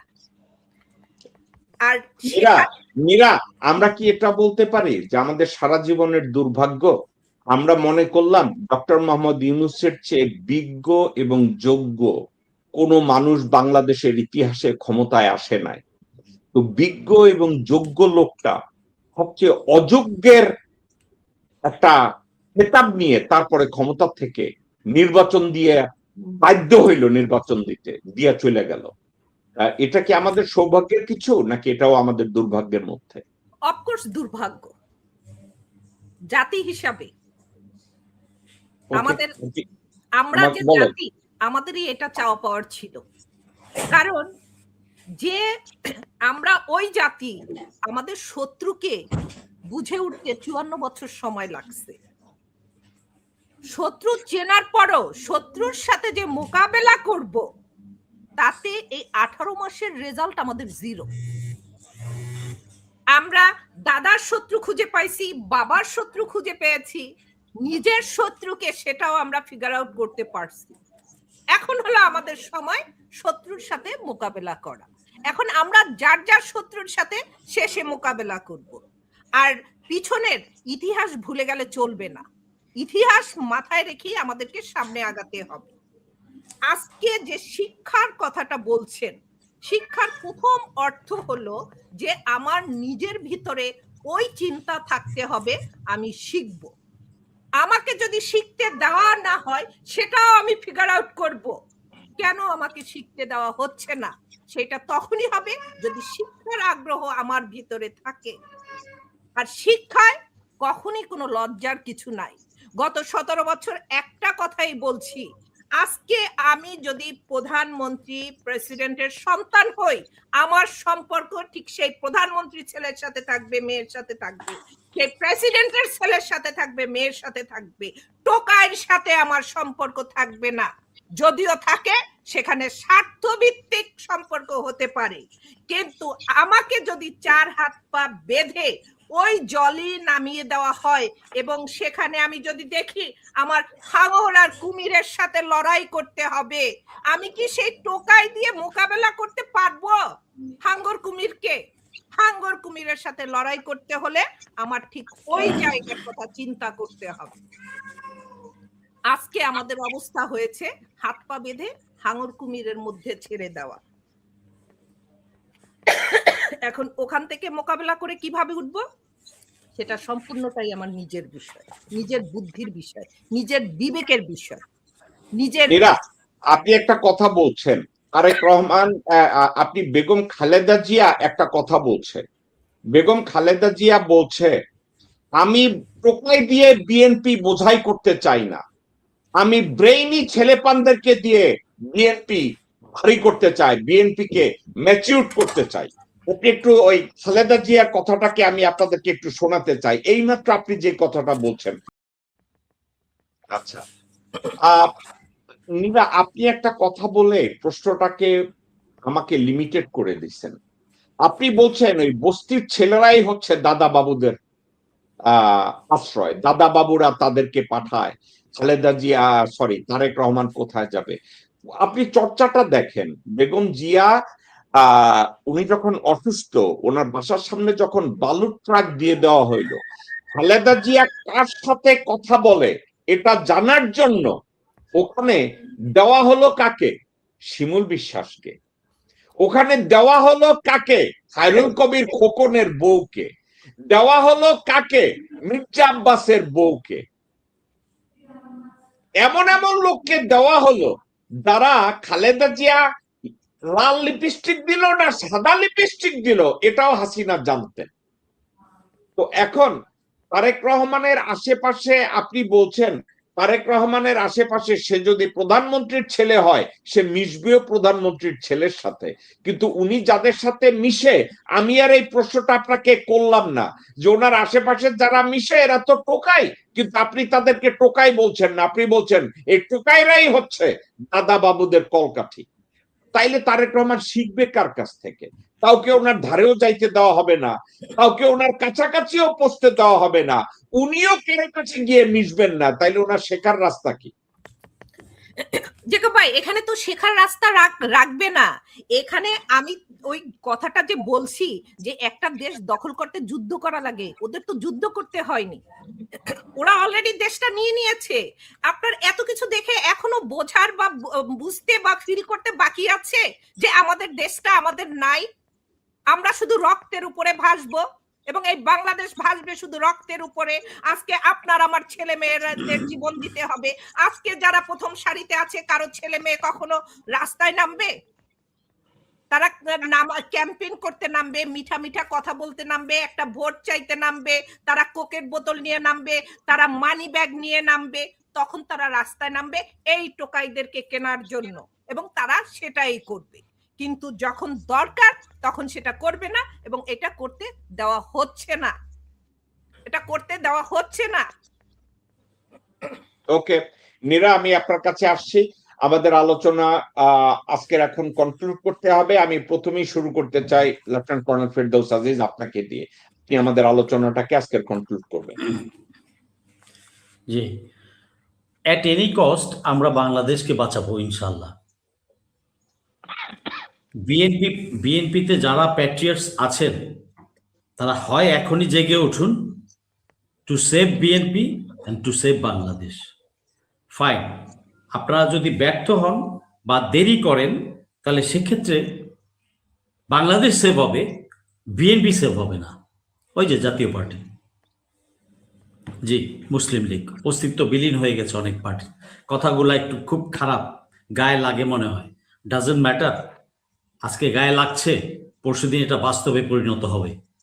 আচ্ছা, এখন কথা হচ্ছে বিএনপি প্যাট্রিয়টদেরকে আমি আবারও অনুরোধ জানাবো, আমি জানি আপনাদেরকে কোণঠাসা করে বিভিন্ন জায়গায় মানে তাচ্ছিল্যের স্বরে ফেলে রেখেছে, বাট বিএনপিকে যদি বাঁচাতে চান প্লিজ দাঁড়ায় যান, আমিও আসবো আপনার সাথে। আচ্ছা, মা একটা ছোটবেলা কথা বলতো, আমার মা ময়মনসিংহ অঞ্চলের মেয়ে, মানে ময়মনসিংহ কিশোরগঞ্জ হতে পারি, যে ব্যাক কল রে এক থাল ভাত দে, বুদ্ধি দিতে যাইস না, কারণ ব্যাককলের সেই অ্যাবিলিটি নাই টু টেক দি বুদ্ধি, বুদ্ধি নেওয়ার অ্যাবিলিটি নাই। তো এইরকম যদি কেস হয়, সেখানে কিন্তু কারো প্রতি মায়া করব না, মায়া একজনের প্রতি করব, সেটা হচ্ছে দেশের প্রতি। আগে দেশ বাঁচাতে হবে।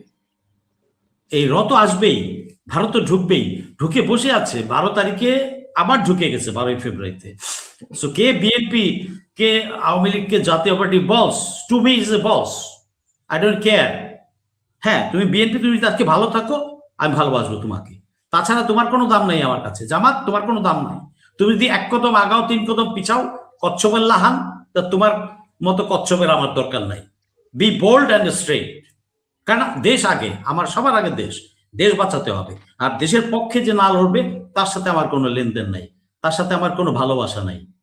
স্ট্রেট কথা, like it or not like. আচ্ছা, তারেক রহমানকে সবার আগে ফাইন্ড আউট করতে হবে দলের ভিতরে কারা শত্রু। যারা, তারা কিন্তু বিএনপিরও শত্রু, তারা দেশেরও শত্রু এবং ভারতের মিত্র। এই জিনিসটাকে যদি আপনি ফাইট আউট করতে পারেন, র বলস এই দেশে কিছুই না, র কিছু করতে পারবে না, ভারত কিছুই করতে পারবে না। মেইন এনিমি হচ্ছে enemy within yourself, within the party. Sort them out, sort them out, তাদেরকে বিনা জানাজায় কবরে পাঠিয়ে দেন। স্ট্রেট ফরওয়ার্ড কথা। If you can do that, you can win over. এটা যদি না পারেন, তাহলে হবে না।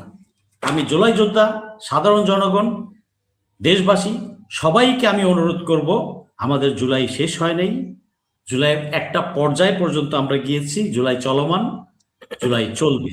অতএব সেই লক্ষ্যে দল মত নির্বিশেষে সকলেই আবার চোখ কান খুলুন, সজাগ থাকুন, because we have to save our country. আমার দেশকে আমাদেরই বাঁচাতে হবে। কোনো ওই রাজনীতির বাচ্চা, নফরের বাচ্চা এসে করে দিবে না। আমরা সাধারণ মানুষ, আমরাই মালিক, আমরাই করব। এই রাজনীতির বাচ্চাগুলা ভিক্ষুক, এরা এরা আসে গদিতে বসে কিছু কামাইতে চায়। এটা যে দলই বলেন, যে দলই বলেন, আমার কাছে কোনো দল পবিত্র না। হয় সে এইরকম নাচে, অন হয় ওই রকম নাচে, কোনো কোনো কোনো দল আমার কাছে পবিত্র না। কালকে পবিত্র কে, এটা আমি কালকে বলে দিয়েছি জ্যাকব ভাই, আপনি জানেন। আমার কাছে ওরা ওই শ্রেণীটা পবিত্র, ওই ইয়েটা পবিত্র, বাকিরা পবিত্র না, আমরা কেউ পবিত্র না। সো অতএব সবাইকে এখন থেকেই সজাগ হতে হবে।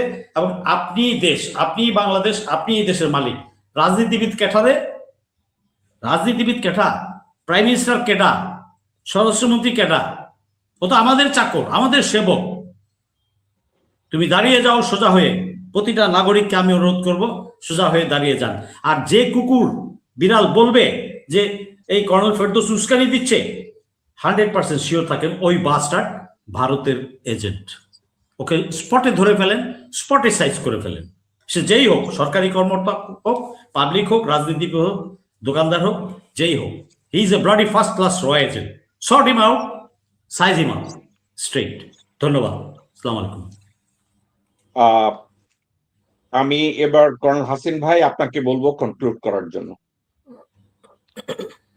ভাই, আপনার একটা বিষয় খেয়াল আছে কিনা, গুপ্তচর বৃত্তি আইন, ঠিক।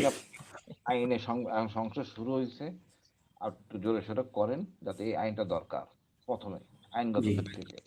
দ্বিতীয়ত আমি মনে করি আমাদের বাহিনী প্রধানদের একটা আতঙ্ক আছে, আমাদের তারেক সাহেবের প্রধানমন্ত্রী নাগায় মিসহ্যান্ডলিং হয়েছে, যারা করছে তারা হয়তো অনেকে জেনারেল হয়তো বা। তো এই জায়গা থেকে ওনার নিজের বিশ্বস্ততার জন্য, আস্থার জন্য, মূলত আস্থার জন্য, আপনার টপিকের মধ্যে এটা আছে। আমি মনে করি আমাদের সেনাপ্রধান 4 স্টার জেনারেল, ওনাকে 5 স্টার জেনারেল ফিল্ড মার্শাল দিয়ে অবসরে পাঠিয়ে দেন, এবং নিরাপদে নিজের একজন ভালো মানুষ, দেশপ্রেমিক একজন জেনারেলকে সেনাপ্রধান বানান। এটি হলো মূল দাগের মূল সলিউশন, বাকি সব ঠিক হয়ে যাবে। ধন্যবাদ ভাই। ওকে নীরা, এবার আপনাকে কনক্লুড করতে বলবো।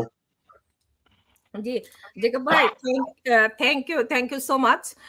আসলে আজকে যে বিষয়টা নিয়ে কথা বলছেন, আজকে আমি ভাবছিলাম যে যদিও খুব অল্প সময় এত গুরুত্বপূর্ণ সাবজেক্ট যে অনেক বিষয় চলে আসবে, কিন্তু আপনার লেখার ভিতরে যে ২ জন ব্যক্তির নাম আছে তাদের নিয়ে কিন্তু কোনো আলোচনা হয়নি। আজকে দেখেন যে গত ১৭ বছর যে স্বৈরাচার দেশ চালিয়ে গেছে তারাই ওখানে বসে আছে। এখন যতই আপনি তারেক রহমানের দোষ খুঁজেন, গুণ খুঁজেন, যেটা গুণ খুঁজে পাবেন না, দোষের পালাটাই ভারী হবে। এবং এখানেও কিন্তু একটা মানে চক্র, এখানেও কিন্তু একটা চক্র কাজ করতেছে। আর তারেক রহমানকে দেশে ফেরার ব্যাপারে যে বিষয় বস্তু ছিল যে গত ১৭ বছর সে দেশে ফিরতে পারে নাই, আর ১-১.৫ বছরের ভিতরে সিস্টেম হয়ে গেছে দেশে ফেরার। অনেকেই অনেক কথা বলে, নাকে খত দেওয়ার কথা, এই কথা সেই কথা, অনেক কিছুই বলে। অনেক কিছুই আমরা অনেক সময় শুনেও না শোনার ভান করি, বুঝে না বোঝার ভান করি, দেখেও না দেখার ভান করি, কিন্তু বিষয়বস্তু কোথা থেকে কি হচ্ছে বা হয় এ বিষয়টা আমরা মানে একেবারেই যে বুঝি না, আর একেবারেই যে কোনো ইনফরমেশন আমাদের কাছে আসে না সেটা না। কিন্তু এখন যে কথাটা হয়েছে যে পার্লামেন্ট চলছে, মানে ইলেকশন হলো, একটা দল পার্লামেন্টে গেল, তারা ওখানে কাজ করছে দেশের জন্য, দেশের জনগণের জন্য, কিন্তু গোড়াঘাটে যে চুপ্পু এখনো বসে আছে, গোড়াঘাটে আমাদের সেনাপ্রধান এখনো বসে আছে, তারা তো স্বৈরাচারের, এরা তো গত ১৭ বছর স্বৈরাচারী করে গেছে, তারা কি করে এখনো ওখানে বসে আছে? এই সেই বসে থাকার মধ্যে আবার নতুন পার্লামেন্ট কি করে আসলো? এটা কি গণতন্ত্রের ভিতরে ছিল? এটাও কি গঠনতন্ত্রের ভিতরে ছিল? এই জন্য এই সিস্টেমটা এইভাবে চলছে। আর জুলাইয়ের যে অভ্যুত্থান হয়েছে সেখানে ওই ধারার ভিতরে গঠনতন্ত্রের এত কিছু আসছে, আমাদের সংবিধানে এইটা আছে, এইটা করা যাবে না, ওইটা করা যাবে না, এত অজুহাত দেওয়া হয়েছে। তাইলে এখন কোন সংবিধানের উপর দেশটা চলছে এই বিষয়টা নিয়ে তো আপনি কথা বললেন না। কোন সংবিধানের উপর এখন দেশ চলছে? কোন সংবিধানের উপর এই পার্লামেন্ট শুরু হলো? কোন সংবিধানের উপর চুপ্পু এখনো সে ওখানে বসে থাকবে? কোন সংবিধানের উপর ওয়াকার এখনো ওখানে বসে থাকবে? এই বিষয়টা নিয়ে কে কথা বলবে? কারা এই বিষয় নিয়ে কথা বলবে? কোথায় আমাদের আইন বিভাগ? আইন বিভাগ কি করছে? তারা তো কোনো কথা বলছে না। কেন বলছে না এরা? সবাই কি দাদা বাবুদের পা চাটা শুরু হয়ে গেছে? আমরা তো জানি গত ৫৪ বছর তারা পা চেটে চেটে আসছে, কিন্তু এই ২৪-এর যে অভ্যুত্থান হলো, তারপরে আমরা কি রেজাল্ট পেলাম? আরেকটা জিনিস, সেটা হলো তারা চাচ্ছে পরিবারতন্ত্র রাজনীতি। যদি পরিবারতান্ত্রিক রাজনীতিটা বাংলাদেশে টিকিয়ে রাখতে পারে, তাহলে তো দাদা বাবুরা সাকসেস। আজকে তো এই বাংলাদেশকে স্বাধীন বাংলাদেশ তারা হতে দিবে না। আজকে আপনি বলছেন, এক্সকিউজ মি, তারেক রহমানের শিখতে হবে, শেখার কারোই বয়স শেষ হয় না। তবে একটা কথা এখানে, সে শিখবে, কার কাছে শিখবে, কখন শিখবে, কোথায় শিখবে, কি শিখবে, এই বিষয়বস্তু যে কোনো কিছুই যে কনফিডেন্স থাকে না এবং থাকবে না, এই বিষয়টা তো আমাদের মাথায় আছে। আজকে তাকে যতই অযোগ্য করা হোক, এখানেও একটা রিজন আছে কেন তাকে অযোগ্য করা হচ্ছে। শুধু তাকেই না, বাংলাদেশের যে পলিটিক্যাল যে বাংলাদেশের রাজনীতিবিদরা, আমি জানি খারাপ, কিন্তু সবাই তো খারাপ না।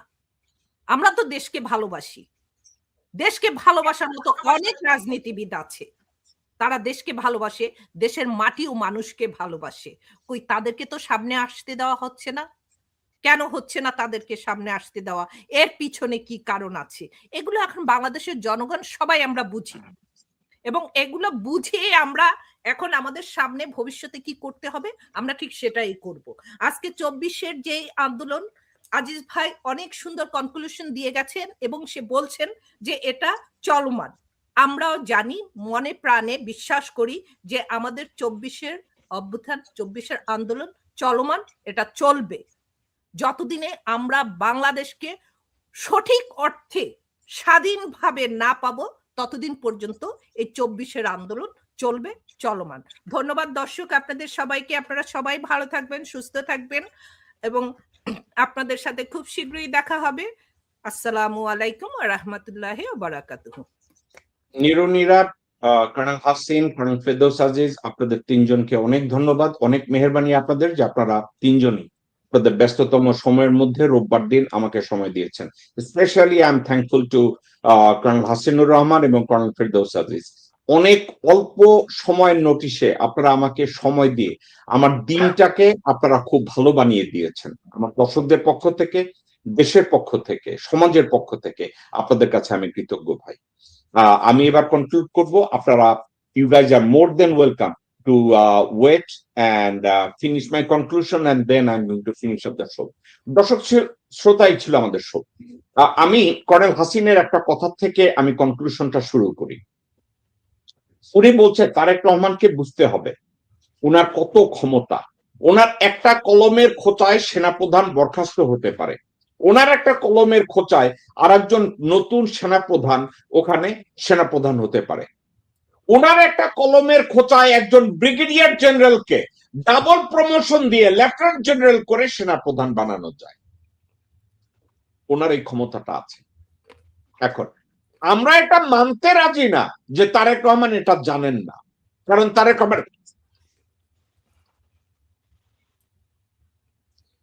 রহমান এটা জানেন না, আমরা এটা মানতে রাজি না। তারেক রহমান এটা জানেন। উনি বলেছেন উনি প্রেসিডেন্টের ছেলে, উনি বলেছেন উনি প্রধানমন্ত্রীর ছেলে। উনি যদি প্রেসিডেন্ট এবং প্রধানমন্ত্রীর ছেলে হন তাহলে ওনার এটা জানার কথা যে ওনার কতটা ক্ষমতা। এবার আমি কর্নেল হাসিনের দ্বিতীয় একটা কথায় আসি। এর চেয়ে আর গুরুত্বপূর্ণ অ্যাডভাইস হতে পারে না। তারেক রহমান যদি কয়েকটা কি পজিশনে উনি ছোট্ট একটা প্যানেল করে যে আমি সেনাপ্রধান, নৌবাহিনীর প্রধান, বিমান বাহিনীর প্রধান, পুলিশ প্রধান, বিডিআর প্রধান, আনসার ভিডিপি প্রধান, ডিজিএফআই, এএসইউ, এনএসআই, এই 9টা সংস্থার প্রধান ওনার নিজের মানুষ হবে। উনি পুরো বাংলাদেশকে উনি নিয়ন্ত্রণ করতে পারবে, ওনার জন্য ভালো হবে। কর্নেল হাসিন বলেছেন, উনি জেনে শুনে বলেছেন। এখন একটা রিস্ক তারেক রহমানের জন্য,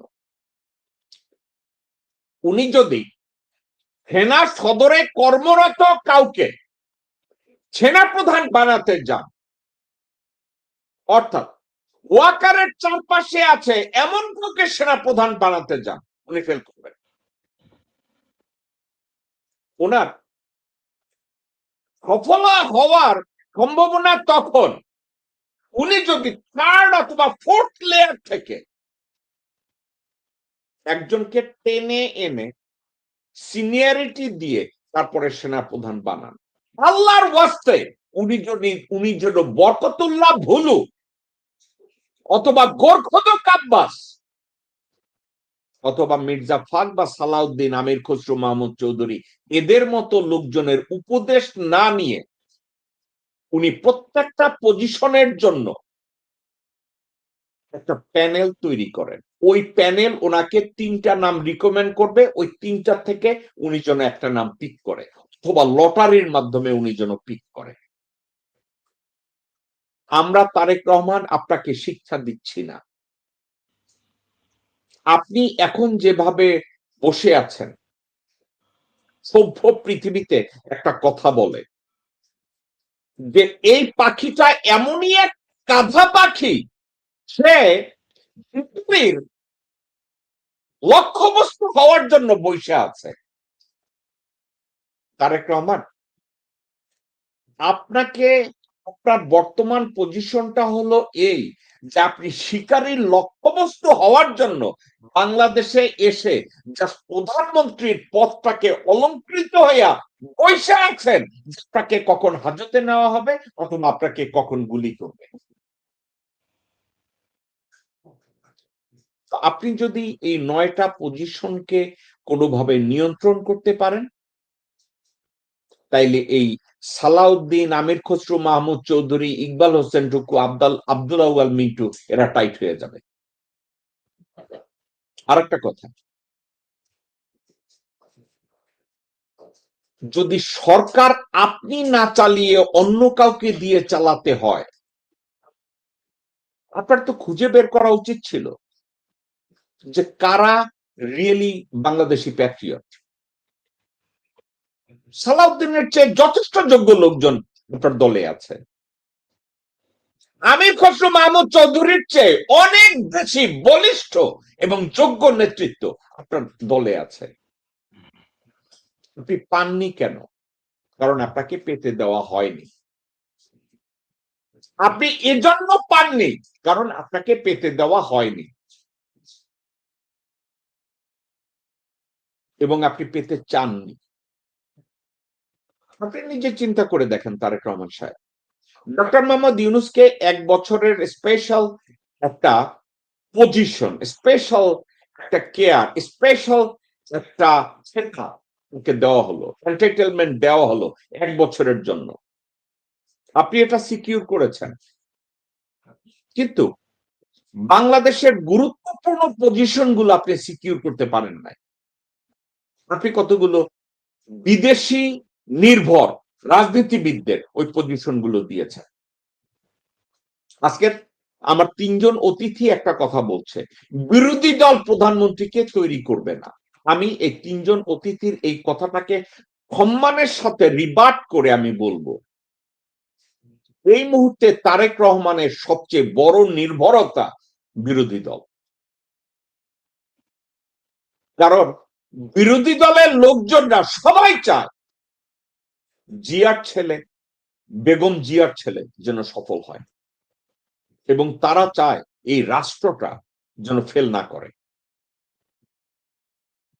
তারেক রহমানের চারপাশে যারা আছে তাদের চেয়ে তারেক রহমানের বর্তমানের বিরোধী দলে তারেক রহমানের শুভাকাঙ্ক্ষীর সংখ্যা অনেক বেশি।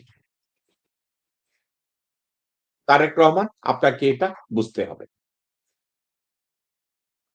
আপনার বিরোধী দলে, বর্তমান সংসদের বিরোধী দলে এমন অনেক সদস্য আছে, তারেক রহমান আপনাকে বাঁচানোর জন্য তারা বুক পেতে গুলি নিজে খাবে, আপনাকে বাঁচিয়ে রাখবে।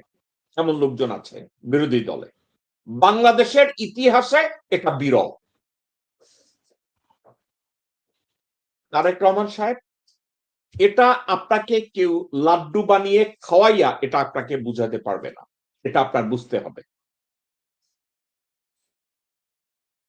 নীরার গুরুত্বপূর্ণ কথাটা আপনাকে আমি আবার মনে করিয়ে দেই। আপনার চারপাশে কাদেরকে নিয়ে কোথায় যান একটু রিভিউ করেন, কারণ তাদের দায়বদ্ধতা আছে আমাদের দেশের ভিতরে না, তাদের দায়বদ্ধতা দেশের বাইরে। তাদেরকে নিয়ে যদি আপনি সোশ্যালাইজ করেন আমাদের অসুবিধা নাই, কিন্তু আপনার সোশ্যালাইজ করার খেসারত যদি পুরো জাতিকে দিতে হয়, দেন আমাদের সবার সমস্যা। কর্নেল আজিজের সাথে আমি পুরোপুরি একমত। উনি বলছে যে আপনারা যদি বিএনপি সবাই এখনই সচেতন না হন, এই বিএনপি হারিয়ে যাবে জাতীয় পার্টির মতো, এই বিএনপি হারিয়ে যাবে মুসলিম লীগের মতো। আপনাদের মনে আছে তো জাতীয় পার্টি কত বড় একটা রাজনৈতিক দল ছিল, কোথায় গিয়ে ঠেকেছে? তারেক রহমান সাহেব, ভারতের টার্গেট এটা, বিএনপিকে জাতীয় পার্টির মতো করা। এটা আপনি যদি না জানেন, বিএনপির জন্য সত্যি দুর্ভাগ্যের। দর্শক শ্রোতা, এই ছিল আমাদের শো। আগামী বুধবার আপনাদের সাথে আমার আবার দেখা হবে। আমার গেস্টদেরকে আবার আমি ধন্যবাদ জানাচ্ছি। বাই দ্য ওয়ে, নিরুনিরা একটা কথা বলেছে, আজকের সাবজেক্টের ভিতরে 2টা নাম ছিল, ওয়াকার এবং চুপ্পু, যে এদেরকে নিয়ে আমরা আলোচনা করি নাই। আমি ইচ্ছা করি এদের নাম আর টানি নাই। এর উত্তরটা জেনারেল কর্নেল হাসিনের জবাবে আছে। তারেক রহমান সাহেব, আপনি এত পাওয়ারফুল, আপনার একটা কলমের খোঁচায় ওই 2টা নাম ডিলিট হতে পারে, কারণ ওই দুইটা নাম টোকাইদের নাম। নীরা আর একটা ইম্পর্টেন্ট কথা বলেছে তারেক সাহেব, প্রত্যেকটা সরকার পরিবর্তনের পরে বাহিনীর প্রধানদের পরিবর্তন হয়, রাষ্ট্রপতির পরিবর্তন হয়। বাংলাদেশের সংস্কার কেমনে হবে? ওয়াকারকে এবং চুপ্পুকে ওই আসনে বসিয়ে রেখে যারা ভারত নিযুক্ত, well, it's a different topics. এটা নিয়ে আমরা অন্য আরেকদিন কথা বলব। ভালো থাকবেন, সুস্থ থাকবেন। ইনশাল্লাহ আমাদের দেশ দীর্ঘজীবী হোক, আপনি এবং আপনার পরিবার আপনারাও সবাই দীর্ঘজীবী হন, বাংলাদেশটা টিকে থাকুক। কর্নেল আজিজের ভাষায়, আমরা হারিয়ে যাই আপত্তি নাই, আমাদের দেশকে টিকাতে হবে, ওখানে কোনো কম্প্রোমাইজ করা যাবে না। দেশের স্বার্থে আমার ভাই বোন আত্মীয় স্বজন সবকিছু আমি কম্প্রোমাইজ করতে রাজি আছি, একটা জায়গায় করব না, স্বাধীন সার্বভৌম বাংলাদেশ। কারণ ওটা যদি না থাকে